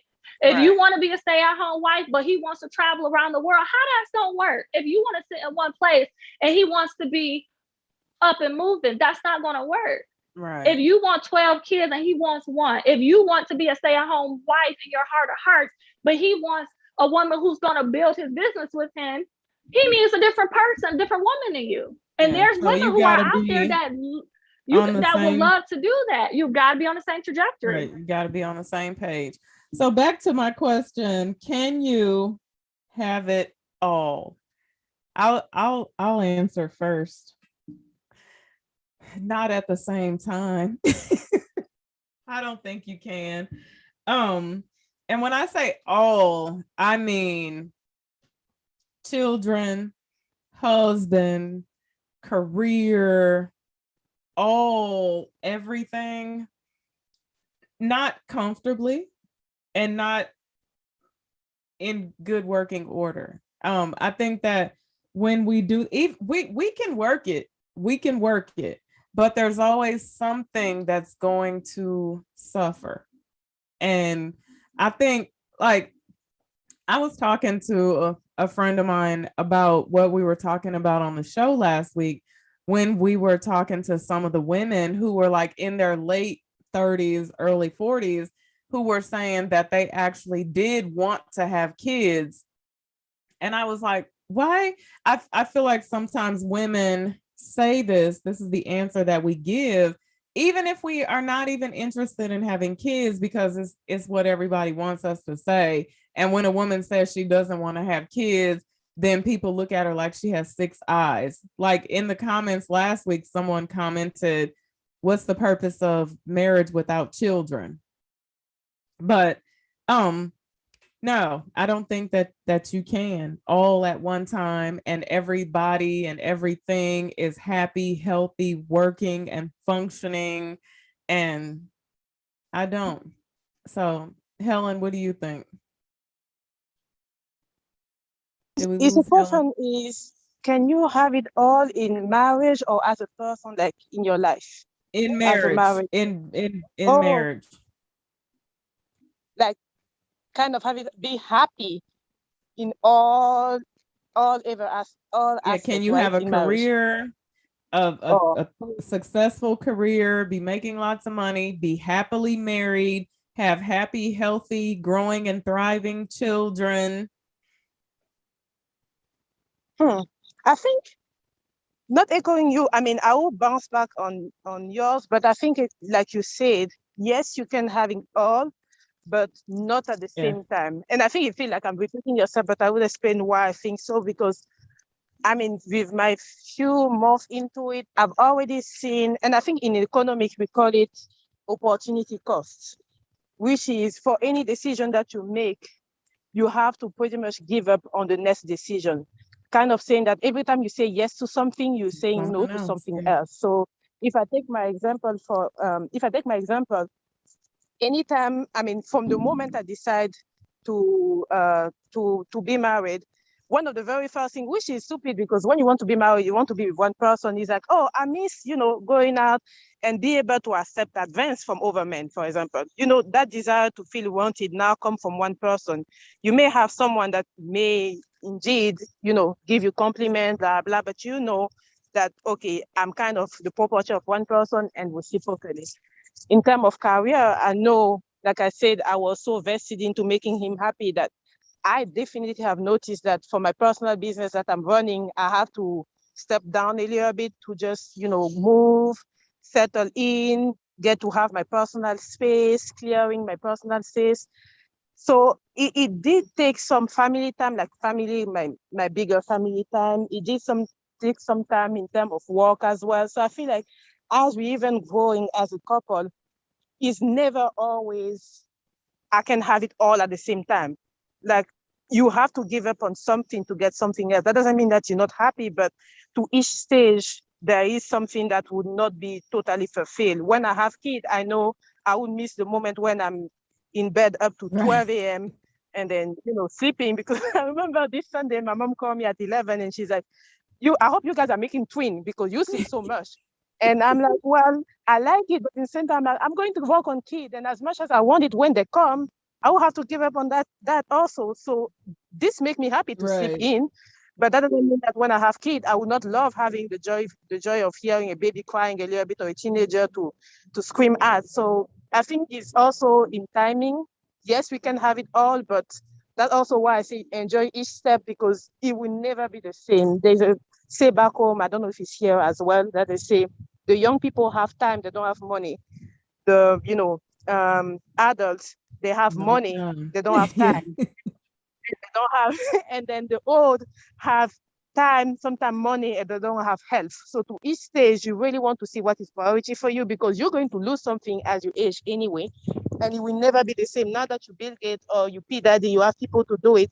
Maybe you don't even have the health to travel anymore. Now there's COVID. I'm married. We got married in COVID. As much as I want to go out and travel because I like to travel, I can't even do that. So I have to repurpose in doing something else and being at Right. home. Yes, we can have it all, but no, not at the Not at the same time. same time. Yeah. Tara, what about you? Yeah, I agree with that notion. Can't have it all, not at the same time. And I won't exhaust what I was going to say because Helen said everything I was going to say. But I just invite anyone who tries to have it all, sis, why would you want to run yourself in the ground like that? Yeah. That's my question. My major question is look at the women who work full time, come home, try to cook dinner on their own, be the housekeeper, be the nanny, be the one dropping kids off back and forth at basketball and football Right. practice, and then trying to be the counselor to their best friends, and then making sure they go to the gym, and all these different things, being the one who caregiving for their elderly parents. Like, look at how ran down those type of women are. like I decided years ago, that's not going to be me. I like to have a certain level of leisure in my life, which is why I chose to, grow my own business and run my own business and also put my child first. I just want to share this story of how, I was a single mother when I turned 21. I was in college. I stayed in college because I wanted to get my degree within that 4.5 year time and keep my scholarships and everything else. So long story short, for the first couple of years, my headphones go out. Let's see. Can you hear me? Yeah. Yeah, for the first few years of my daughter's life, I was in school full time, and then working part time. Well, I didn't get out of that mode, and I was still in go mode, go mode, go mode, which was fine when she was young and can't really realize when somebody's coming or going. But when she got into kindergarten, one day her teacher called me and said that she was crying half the day because she says she feels like all she does is just get dropped off at grandma's house and barely gets to spend time with her mom. And so I had to realize like, oh, it's time to pivot to a new season where I'm not in grind mode, because at that time I was financially stable, but before then I wasn't. So my goal was to really get to this place of financial peace, And so I really had to transform the vision and the season of my life from being, career oriented and money oriented to family focused. Like my child needs me. Not number one, her dad is not in her life. She can't not have her mom in her life too, So I really had to change that. So, I just invite, somebody said in the comments, you can have it all in a lifetime, just not every season. So look at your life in different seasons and years and try to get everything you want to get done throughout your lifetime, not all in the same day. Right. Yeah, I agree with that. That's one of the reasons why I was glad that I had my kids early. I don't well, I was gonna say I don't think I was glad back then, but I guess I was glad that I did that because now then I can live, and I'm not 80. So yeah, I definitely agree with that because when you have children, the only thing they want is your time. That's the main thing they want. They want a lot of stuff, but the main thing they want is your time. And we don't often grasp that because we want to give them stuff and be able to and provide overcompensate. Yeah, but they just want your time. And when they don't have that, they remember that. Yep. Now, let me Jack Spade has a question. Jack says, but the question is, do women wives try to block the man from pitching in with the house chores? These men were living single before they got married, so they were doing some when single. Jack, don't sit up there and act like y'all don't forget how to clean when y'all get married or get a woman in your house. And my husband didn't have the tidiest apartment when he was a single father neither. So ain't nobody blocking nobody from doing nothing up in here. No, my husband pitched in and I let him. Hey, yeah, ain't nobody blocking nothing. Yeah, I'm noticing Jack Spade is kind of a fan favorite in the comments. He's getting a little slack from all the ladies. They're like, why are you here? He's like, because I want to learn more about being married to women. Boocha Girl Unpacked. I love your channel, but this is such a tired and overdone topic. Married 19 years, and my husband and I never cared about any of this. Okay. Girl, don't you let me shut up.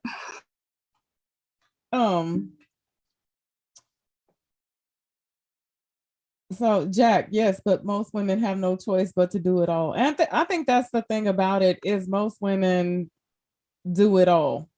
That's where the problem comes in at because men, especially depending on what their role, their financial role is, typically when he is 100% the provider, he expects to not have to do anything around the house, and I always say this, it's however you have your house set up. And that's what I was gonna say, Eva. It's you have to, before you go into marriage, talk about what's the expectations of each person. Me and my husband literally went on a trip before, right after we got engaged, and literally wrote in our notes app, what are my expectations? What are his? There's nothing wrong with that. And my expectation is to run the household. And he don't care whether it's me cleaning or the cleaning lady who come every week. He could care less, you know, and it's in our budget to pay for a cleaning lady. Yeah. We don't eat out a lot, but we dang sure got these bathrooms disinfected, the kitchen, everything is dusted by our cleaning lady. So it's all about what the expectations are. If you never talked about it, you know, you can't expect to go in and be like, oh, I just assumed because, you know, I work 40 hours a week that you was going to help. You never disclosed to him that you expected help in these areas. And he could have bowed out and said, no, I don't want to be in a marriage where I got to do work, or yes, I'm fine with it. My dad was the main one who cleaned up when I grew up. My mom really didn't like cleaning up, and that was fine for them. Well, that's what I was going to say. I know some women who are married, have children, don't know how to cook. The husband, not only does he work, but he also cooks. That's how they run their household. You know, I know some women who don't clean. Their husband is the one that takes care of all the cleaning. And so it's however you run your house, you know, it's how things are set up in your household. No one can tell you, you know, the right way or the wrong way to do things. But Jack knows good, and you know what, well, that oftentimes, most often, it's the women that are doing the cleaning, and we ain't blocking nobody from busting no pots and pans or moving a broom. We are not. Fragrance Test Tube said, no husband here, but I sure do have a cleaning guy that comes in every week. Yeah, I don't think there's anything wrong at all with having a cleaning person. Absolutely. So does anyone in the comments have any questions for us? Sky Fab says, I appreciate these conversations because I was raised a certain way and had no direction. So it's a breath of fresh air to hear married, positive women speak and not glamorize marriage. That's the reason why I like talking about this type of stuff so much. I've shared before that I grew up in a family where none of the women, I had one married aunt out of just a plethora of women around me, like all women around me. But the thing about it is, the funny thing about it is, my mother's 6 sisters, you know, all had boys pretty much. And there were very few of us girls, but my mom and all my aunts, of course, you know, only one of them was married. They raised us, you know, meaning they raised all the boys as well. The boys were all raised by women. And I never saw anyone be married, you know, and this is my second marriage.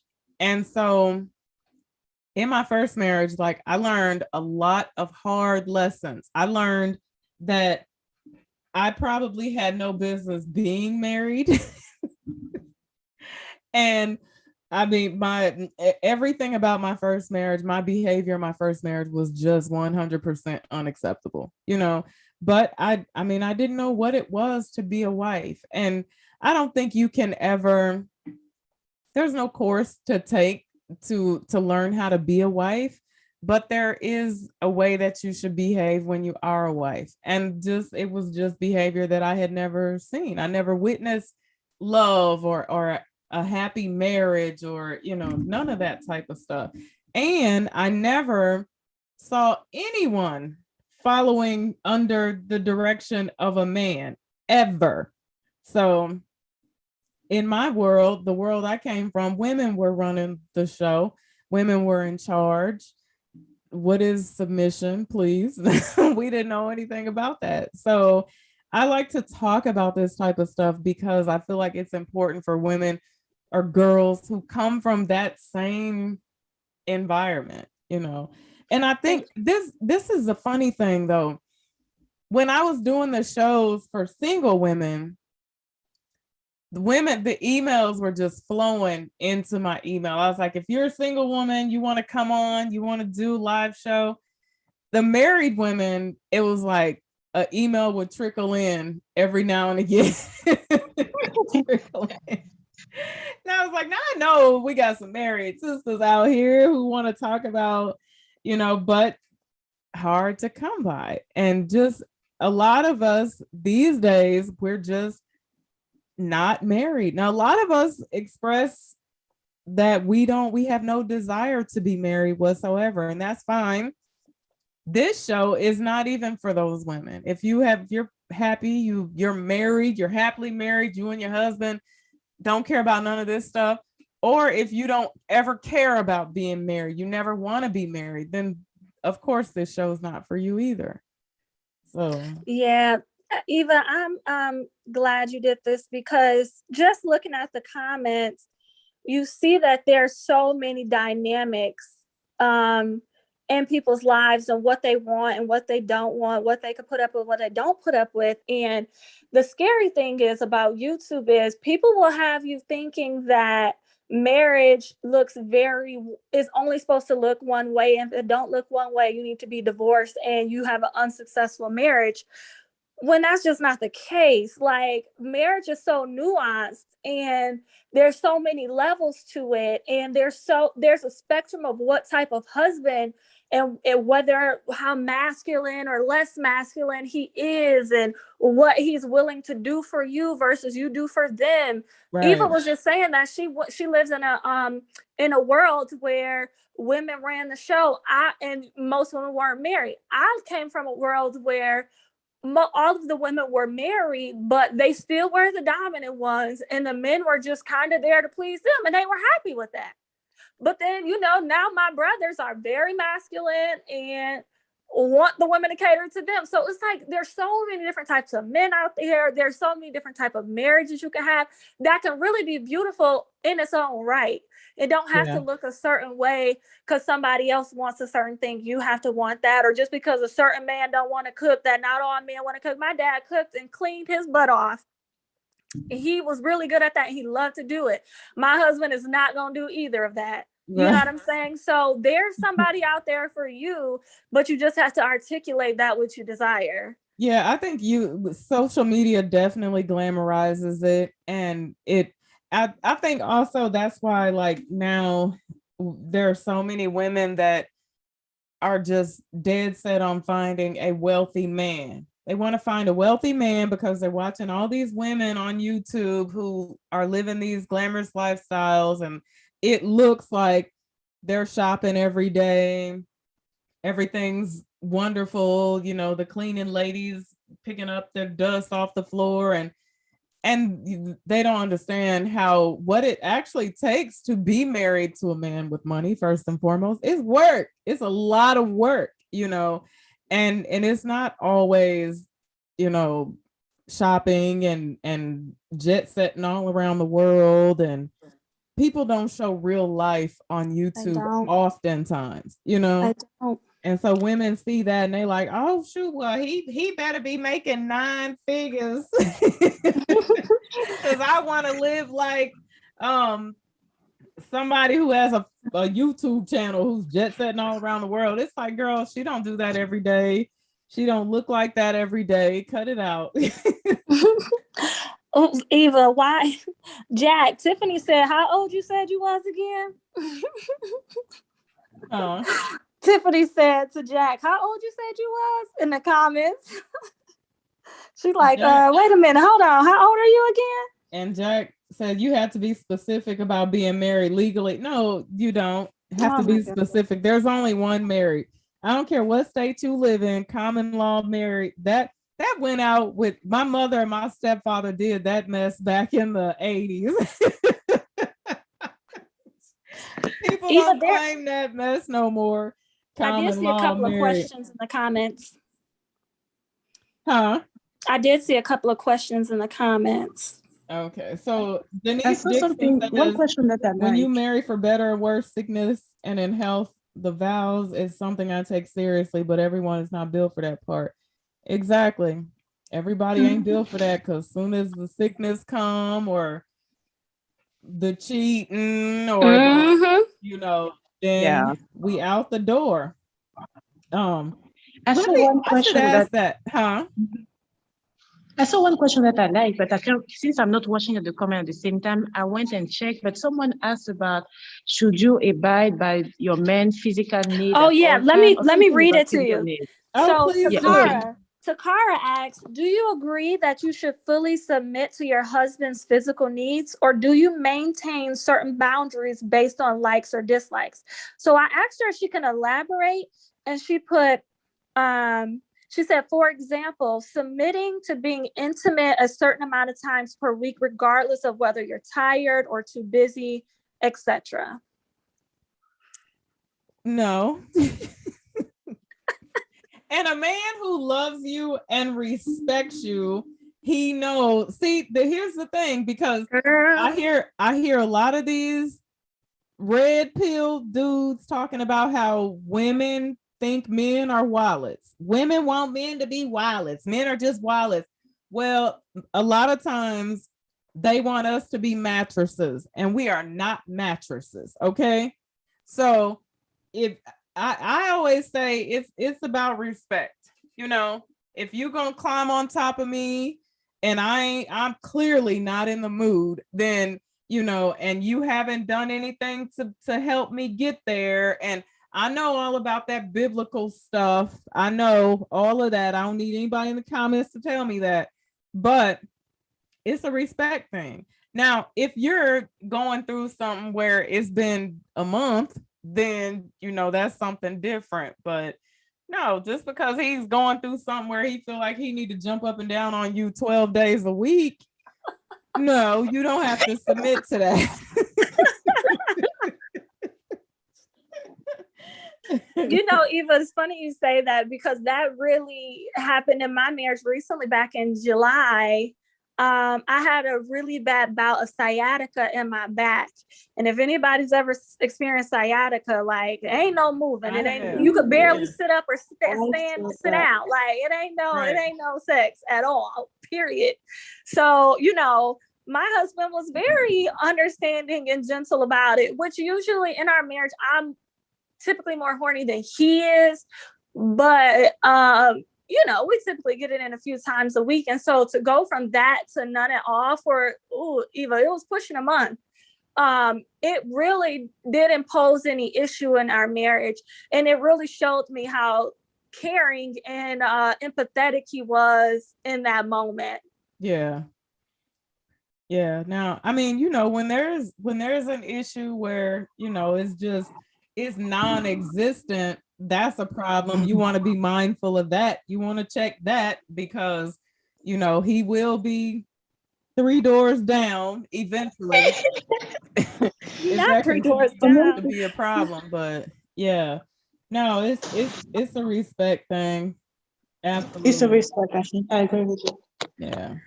I think for me it was the opposite. I remember at some point when we were dating, I used to call my so-called aunt, and people that I take advice from, because I wouldn't call my mom to say, hey, we were always on the bed, but I used to call and say, hey, what's that thing? Like, this is weighing me down. I don't know how it happened. And both of them at the time told me, don't worry, when you get married, it's going to kind of like balance itself out. And I'm like, in my mind, I'm like, those are crazy. They don't know how we go. When we got married, I was like, okay, it's still fun. And then I realized that we've worked, and then just trying to move in and then settling in, even the drive was different, right? And at some point I was like, hold on, is it me? So you know how you can't start smelling yourself and be like, is there something going on? So I would say it's good to definitely have a partner that is, of course, is performing as you want it, but that also have the respect. Because when I have the conversation with him, which it wasn't an easy conversation to say, I noticed, sorry about that, I may be tired, you may be tired, but is there something? Because you always want to ask us. I'm like, what I do on a weekly basis is sometimes stop, we can be watching movie, and I would ask, is there something I can do better? Is also to understand that the person is not only there for your body, and is also there for your mind, and can actually give you that break where you feel still desire, but you don't have to be just an object. And this really is something that I don't think I would have known when we were dating, because the dynamic is different. even though you try to hold yourself and everything, but having it as a partner is that it gives you that comfort that, okay, it's just not the act of doing it. It's just, you just really bonding at that moment. So if one of them is not perfectly there, then this can wait. And you don't have to feel bad about yourself, because there will be time, for example, pregnancy, there will be time when it can go too much or too little, but does it change the flow is really what I feel like is important to know as early as possible, or at least just to know, But I really like the question, because that was one of me Googling and be like online, like, is it Yeah. normal? It goes from 12 times a week to now. I'm like, okay. But yeah, I'm glad you Yeah, guys and talked about it, because I feel better now to hear that too. it does change, but that is also something else that people have to really be aware of and be real with themselves about. Like, if you are marrying somebody who is a rabbit, Right. times 10, then they're gonna be that way. You're probably gonna get a little break every now and again. But the same thing goes for if you're marrying someone who's not active at all, or who's not active enough for you, and you think that when you get married that's going to change. It's not going to change. So, or you can just have the conversation. Like, I don't know why we've gotten so far from just having the conversation. It's not an easy one, like Helen said, but it can be done, and saying, hey, this is too much, or this is too little. This is the sweet spot. Like, my husband and I did that. I expected to have sex way more than he did. I don't know if he was trying to be considerate of me or whatever the case is, but I was like, we need to ramp this up a little bit. And he's like, oh, cool, let's do it. There was no issue with expressing what you want or what you need. right. Especially if it's in a good way, y'all married, this is like who you spending the rest of your life with, and this vice versa. If you say, hey, I don't like something, I'm gonna be like, okay, let's see how we can fix it and make it better. Like, you can always have that conversation. I would hope, and my wish is for all women to be married to men who have no problem with giving them that which they desire and bending to their needs. Yeah. There are two questions here that are good questions. Nicole LaShawn says there are seasons in marriage. That's normal. Intimacy and libidos will wax and wane over time. Absolutely. And that goes with everything. I mean, some days you gonna look at each other and you just gonna be like, oh, you just can't take your eyes off of him. You don't want to take your hands off of him. And then other days you want to fold him up, put him in a suitcase and ship him off to his mama's house. Like, don't even look You're at gonna me. be in love with him one week, everything's gonna be going so fine, and then that next Tuesday hit and you just be like, oh, you still here? No. Yeah, it does change. Someone asked me, Eva, is your life more enjoyable now that your kids are grown? Oh, that's a good one. No, I wouldn't say more enjoyable. No, I never wanted them to grow up. Yeah, no, because they don't come around as often now, because they're grown, they have their own lives, and then they don't give me any grandbabies. So, no. No, you know what? I have two amazing kids. I will say that. And my son is like, I don't know how God decided to give him to me. But I said when he was growing up, there were three things I wanted to do. I wanted to keep him alive. I wanted to keep him out of jail, because most males in my family have been to jail. And I wanted to get him across the stage. Mission accomplished. He still ain't been to jail. So kudos, mama. Huh? Yeah. I said kudos to you, mama. Yeah, still ain't been. And if he has, he ain't tell me.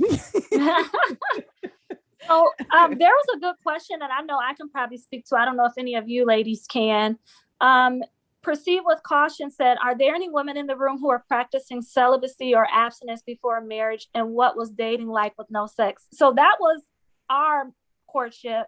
I call it courtship because, like I said in the beginning, if y'all didn't hear it, I didn't become his girlfriend. I was already 29 going on 30 when I met him, and I already had a 9-year-old. I was not here to be, well, 8-year-old. I was not here to be a girlfriend. I wanted to be a wife at that point. And yeah, we didn't have sex. It was hard. Until marriage? Until marriage? Until marriage. We didn't have sex until marriage. But again, our courtship and our so we met each other in November, was engaged by August, and then we were married by the following February. It's amazing how not letting them take you off the market and not giving them any will light a fire up under them to take you up off that market, number one. And you just have to be careful with that, because you don't want him to just marry you just for sex, although there's plenty of women who are giving it up for free, so they don't even need the marriage or the ring. So for the most part, most men don't do that, but you just never know. But two, I would say during our courtship, I still liked to tease. Like, I knew we weren't going to have sex, but there was still a lot of sexual tension there, and I played with it a little bit. So I wasn't like a prude, like where it's like, oh no, we're in front of our parents until we're married. Definitely not. However, that just was something that was very important for him and I, because we're both pretty spiritual. So that was something important. And for him, it was spiritual. For me, I just didn't want to have any more kids. Like, I didn't want to be a single mother twice. Like, that was my biggest thing from kind of abstaining for sex when after I had my daughter. Yeah, but let me say something. Yeah. I gotta say something here, okay? Because ladies, we like to keep it real over here. This is a good thing to practice. It's celibacy, all that type of stuff, if that's what you want to do. However, just know this, that if you have children from a previous relationship and you're dating a man, you meet a man and you tell him that you're practicing celibacy, he's gonna look at you like you got an eye right here. Yeah, you don't say he's probably not going to go for it. Is that whole? But Eva, that's what I meant to say. It wasn't like I was out here, just like I said in the beginning when we first started talking, a lot of the things that I wanted or didn't want as far as my boundaries, I didn't come off harsh and say it. Like, I sound very straightforward talking to women. But when I'm in the presence of a man, I'm very different. Right. Yeah. And so I'm not the type that as soon as we sit down and be like, I ain't having sex with you, so don't even go there. Because like I said in the beginning, my husband is a whole pastor. My husband's father is a pastor of a church, and he next up to be a pastor. My husband wanted, if I would have gave it up to him, he would have took it, period. Right. You know what I'm saying? Pastor or not, religious or not, right? So don't go out. Don't just be like, you ain't getting none. Don't even think about it. Don't do all that. Yeah, don't go out broadcasting. Yeah, you don't broadcast situation, it. Never because once did I tell 9 times out of 10, it's not going to play out in your favor, because he's going to be wondering, okay, well, when did this start? Yep, but you just got to teach, exactly, because it's gonna look like, well, you was busting it open and you had a kid already. Now you get to me. You done switched it up. What's going on here? Right? They think like that. Right. They absolutely think like that. But for me, I just teased and I just made it seem like he was about to get some, but he never did until we got married. And then once we got engaged is when I told him, like, you know what? We got this. We can do this. We can wait until we're married. We got this. But it wasn't until I got that ring that I started telling him my personal business, which is my boundaries. My boundaries are my business. It's not for me to regurgitate. It's not for me to tell you and you regurgitate to me and then pull the wool over my eyes. Nuh-uh.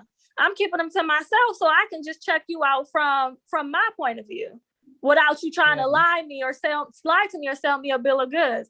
So yeah, I didn't tell him until we were engaged that we're not having sex in marriage. Yeah. And Tiffany Moore said, I've told every man that I had been celibate. The one that was serious about me waited. The ones that weren't disappeared. Yeah.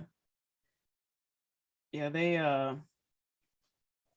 keep that to yourself. Don't And you know, somebody did point out, Eva, that that's a risk, because if you are a sexual woman, and you run the risk of not knowing your compatibility until after you're married and you're kind of locked in. That's true. I'm a sexual woman. I'm very sexual. And I do like sex. I'm very sexually liberated woman as well, especially now that I'm married. It's over now. But you know, that is something you have to think about. Like, well, if it depends.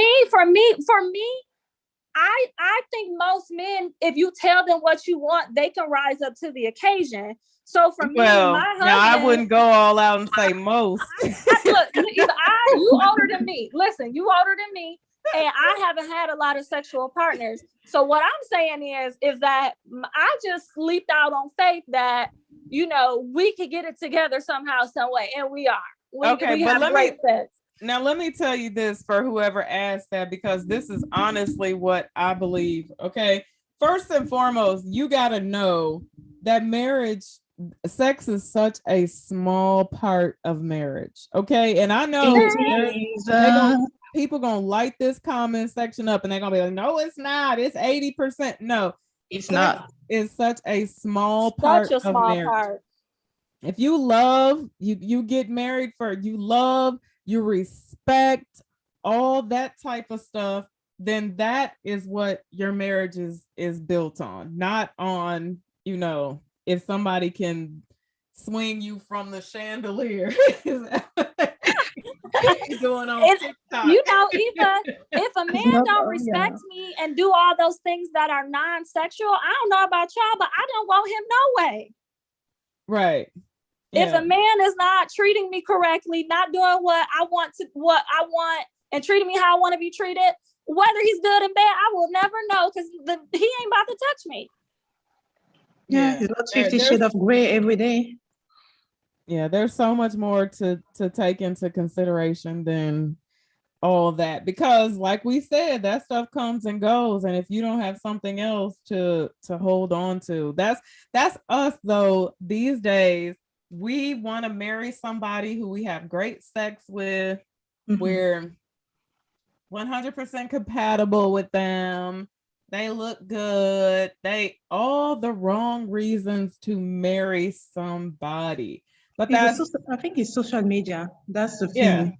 Yeah. People absolutely have a cliche or idea of Cinderella and be like, okay, it has to be great or I'm not in it. Like, people have to get it. I think that's why I like this life, because people are not necessarily authentic when they publicize or talk about marriage, and they make it as if it's a whole different new, life, but it's just a continuity of the regular life. I feel like we need more of real people talking about their real experiences with no agenda behind, because what we see is definitely not necessarily what social media is. You can have portion of it, but just sitting at home and expecting to have everything and be the porn star at the same time, the housewife at the same time, Bill Gates is like overrated, but that's what people promote. And when you get into marriage, you feel that, oh, I'm being cheating on. No, you just were not looking at the right or listening to the right content, and not being realistic with yourself to start with. And I think that's what I'm most afraid, is like young people looking at those movies and everything and expecting to have that exact copy and paste version for their life. Is like Tara was saying, your partner, your marriage, everything has different level, and whatever I experience would not be the same, but we can still benefit from what you experience, but that doesn't mean that I can copy and paste and impose it on someone else. Right. Yeah. It's funny because whenever people hear like celebrity couples, say for instance, going through marital drama, it gets the world's attention, like the world stops, right?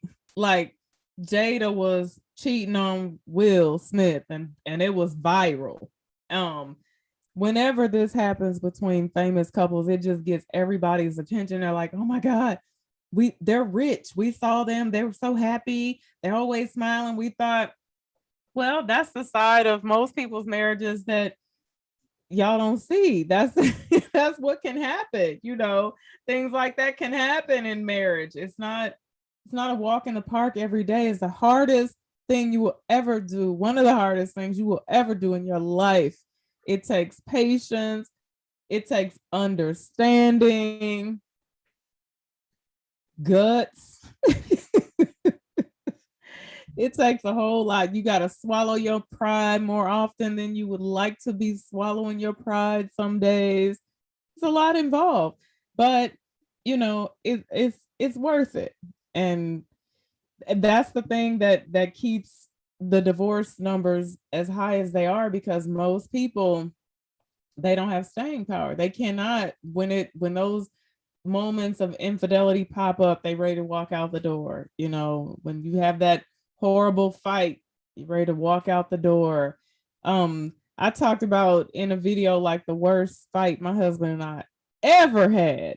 And that, I think that was the day that I did some serious growing on that particular day, because I never felt so like backed in a corner. And I don't even think that, well, I know my husband did not think that he was backing me into a corner, but I almost felt defeated because he wasn't understanding my need. And I was trying to express it to him. I was saying, hey, this is what I need. It was over the dumbest thing in the world ever. I mean, it's stupid, but it was the worst fight we ever had. And I got so loose on him that day. And that, I don't think we've had, actually, I know we haven't had an argument since, because that I learned a lot that day. I learned a lot about myself. I learned a lot about what disrespect looks like, because that day, I can honestly say that I disrespected my husband, and it showed all in his face. And when I looked at him and I looked at the look on his face, I said, I never want to see my husband look like that ever again, ever. So marriage is it's what you make it. That's facts. Marriage is what you make it. It's what you make it. Farron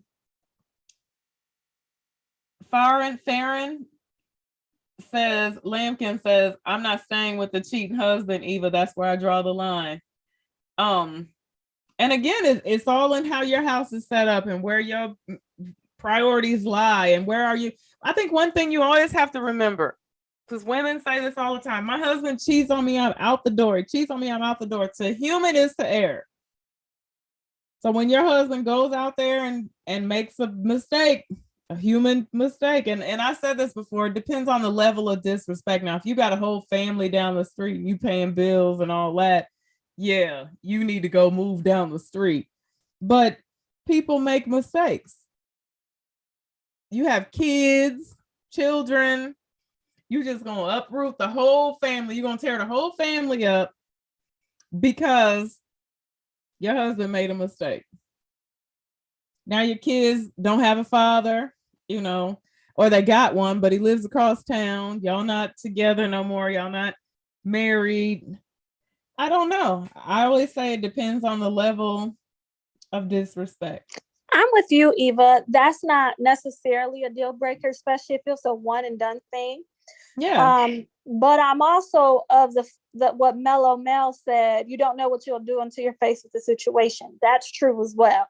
So I've never been in a situation, but I don't think a mistake, no matter how small or large it is the deal breaker. A constant, like you said, you got kids down the street and around the corner and on the other side of town, blatant disrespect, and you're doing it more than once. But if it was like a one-time thing of something, a mistake, whether it's a mistake with infidelity or anything else, there's room for error in the marriage. Absolutely. And you, like you said, Eva, that's not a right or wrong thing. Like, I don't think, you know, the way I'm reading the comments, it appears as if it has to be one answer or the other. The thing is, like Eva said, it's how you run your household and what your personal boundaries are. For some women, one infidelity of cheating and being weak in a moment is not a deal breaker. For another woman, it is, and that's perfectly fine either way. Oh yeah. You know, Absolutely. there are some people in the comments that are saying, no, sex is not only 10% of the marriage, sex is very important. And some people are saying, no, it ain't that important. It's all about you. It's not a Yeah. monolith. Like, we It's got to all about you. remember. And we got to Absolutely. remember, we do not want the same things. The way Eva likes the way her marriage is set up and the way mine is two different things, and the way yours is going to be is another.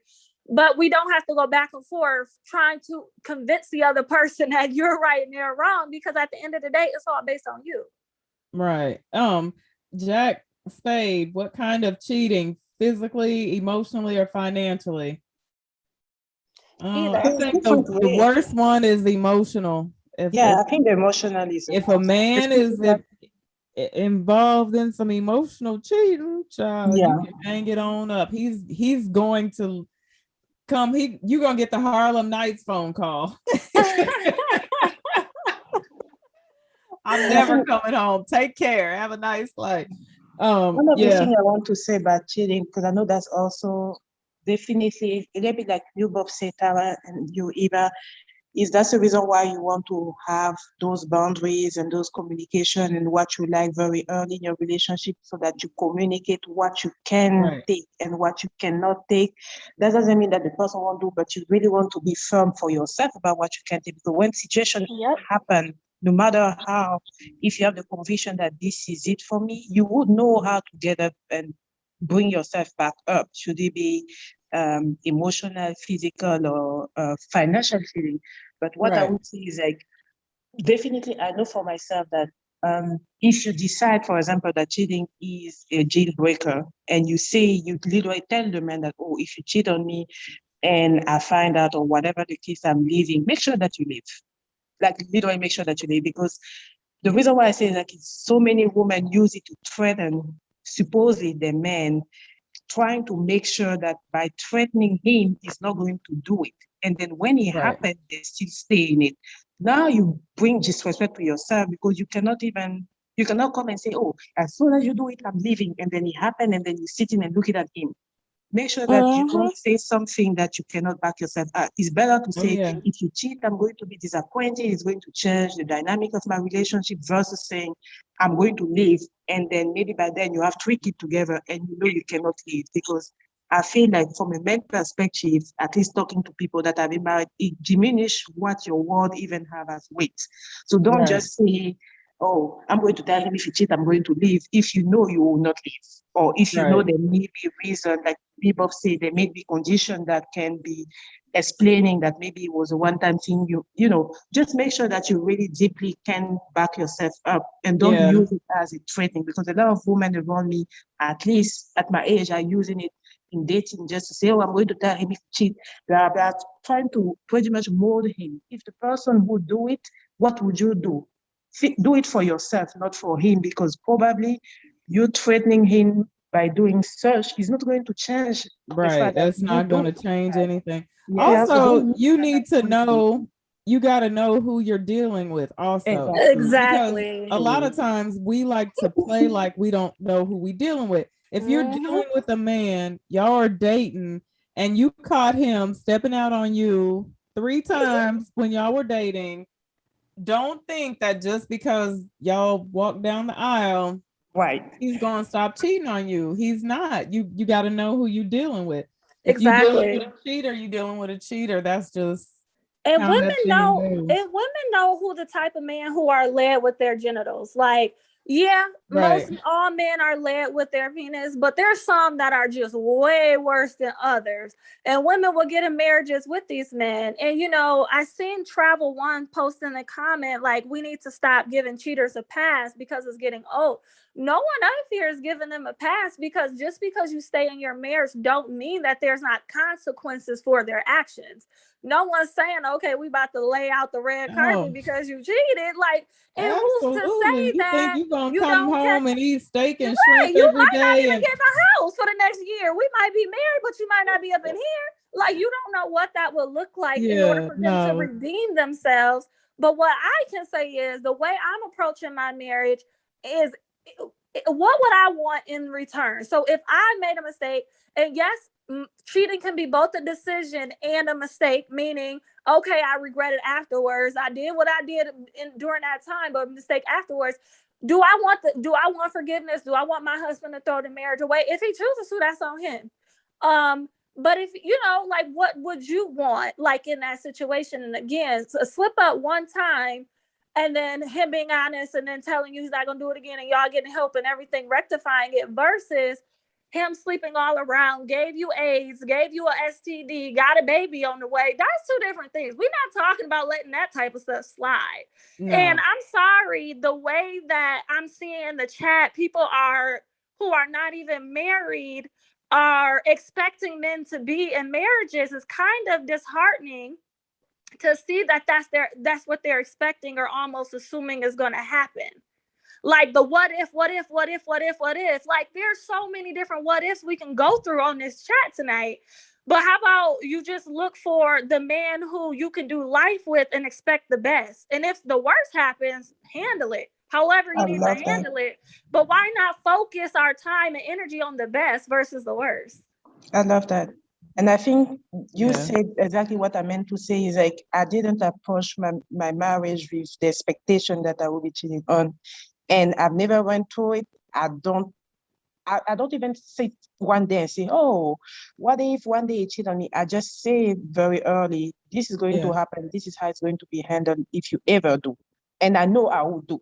But if you really want to go by the list of everything worse that can happen, then don't get married at all, because you don't even know how tomorrow would look like. So I feel like I'm a person that turned everything into, optimistic view. Not that I'm not realistic, but the expectation of like accepting and getting into marriage thinking that it should be okay is something that I'm not okay with, because I'm like, it's still a decision at some point. You may have made a mistake, but it takes some time to get to unzip yourself and everything. So whatever it is, let's be adult about it and carry on. But what I wouldn't want is to accept that this is supposed to be a no-case situation, because someone in the chat mentioned, I think it's Monica, that mentioned one time can be the STD's time or the 8th time. One time can be too much, but are you willing to accept that one time or not?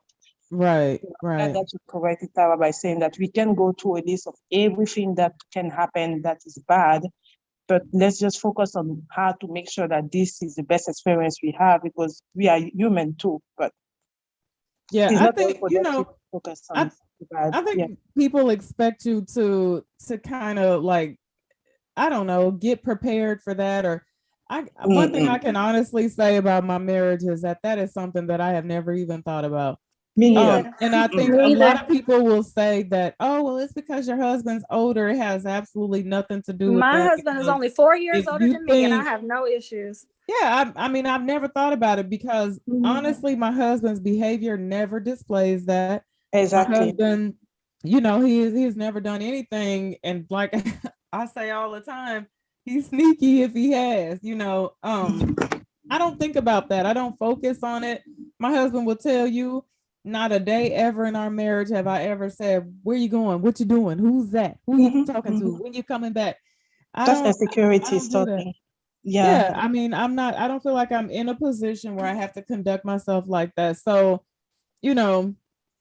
I think that there are some people in the chat room that are pretty lit up about the fact that, we said cheating is not a deal breaker, but at the end of the day, we all have our own deal breakers. Right. Period.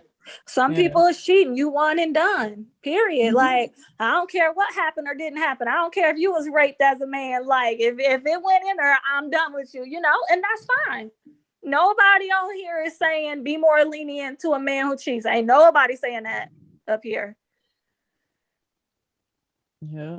And somebody asked, do they think that if it was the other way around, do you think the average man can accept cheating from a woman? I don't personally. No, I think men and women are built very differently, and men, I don't think could handle it. No, they can't. Men cannot. They don't bounce back from that. But I just saw someone asked if we would stop giving them a pass, would they stop doing it? Where is that? Oh, I think if we as women stopped giving men a pass to cheat, then they would take us more seriously and not cheat. I don't think I don't agree with I that don't at think all. so. not Someone true. that would cheat is not about giving a pass or not. It's not, It's it's just never, like, it doesn't have I anything think to Tara do with us. mentioned it. Exactly. I was gonna This say is that's what saying that women, we're the hold reason on one why they second, cheat or Tara. not. Yeah. This is what women Yeah. do not understand. It's not about you At all. ever. So whether you give them a pass or whether you help them put on their good 3-piece suit and go down the street and crawl into bed with Shirley, Exactly. They and gonna pray do what for they him want when to he do. goes, it's not about you. This is the thing. There's women It's never that about listen. you. There's women that have sex with their husbands every night, swinging off the chandelier, like Eva said, and they man will still cheat. It I has don't like to zero use things to do with you. right. I don't like to use celebrities as an example because sometimes it's just not real life. But when I talk about cheating, I often will talk about Beyonce and Jay-Z. Why? Because most men, most people would sit up and say, men and women are like, he's crazy. He would cheat on Beyonce. I mean, you have to think about it. Like, who would cheat on Beyonce, right? Like, what does Beyonce not have that the girl that he cheated with had? You know, you think about all this type of stuff, but that just goes to show it's not about you ever. It's always about their mental state. Ask any man who cheats if he's honest, like if it's a brother or cousin or uncle or somebody like that, that will be honest with you and won't necessarily be honest with their wife. Most of them do not say, unless they're immature and really not tapped into truly why they went and did what they did, they're going to say, I was struggling, or I was struggling at work, or something happened. Like, typically it's not my wife wasn't having sex. It's not my wife is unattractive. Like, we see that crap in the movies, but that's not really what men say whenever they say they're cheating. Now, do you know why men cheat a lot of times? The ones The that are opportunity. serial cheaters, opportunity. Opportunity. And also, the ones that aren't serial cheaters that are actually married, you think that they're in loving, happy relationships. Oftentimes it's a respect thing. It's because they feel like their wife does not respect them. She does not, honor them.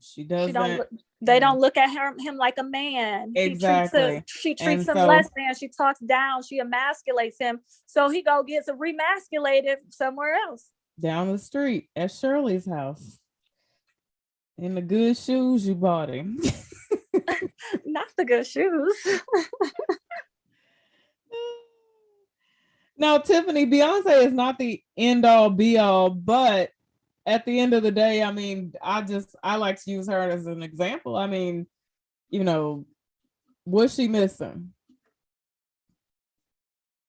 What would most people look at her? We don't know her shortcomings because exactly. we don't know her.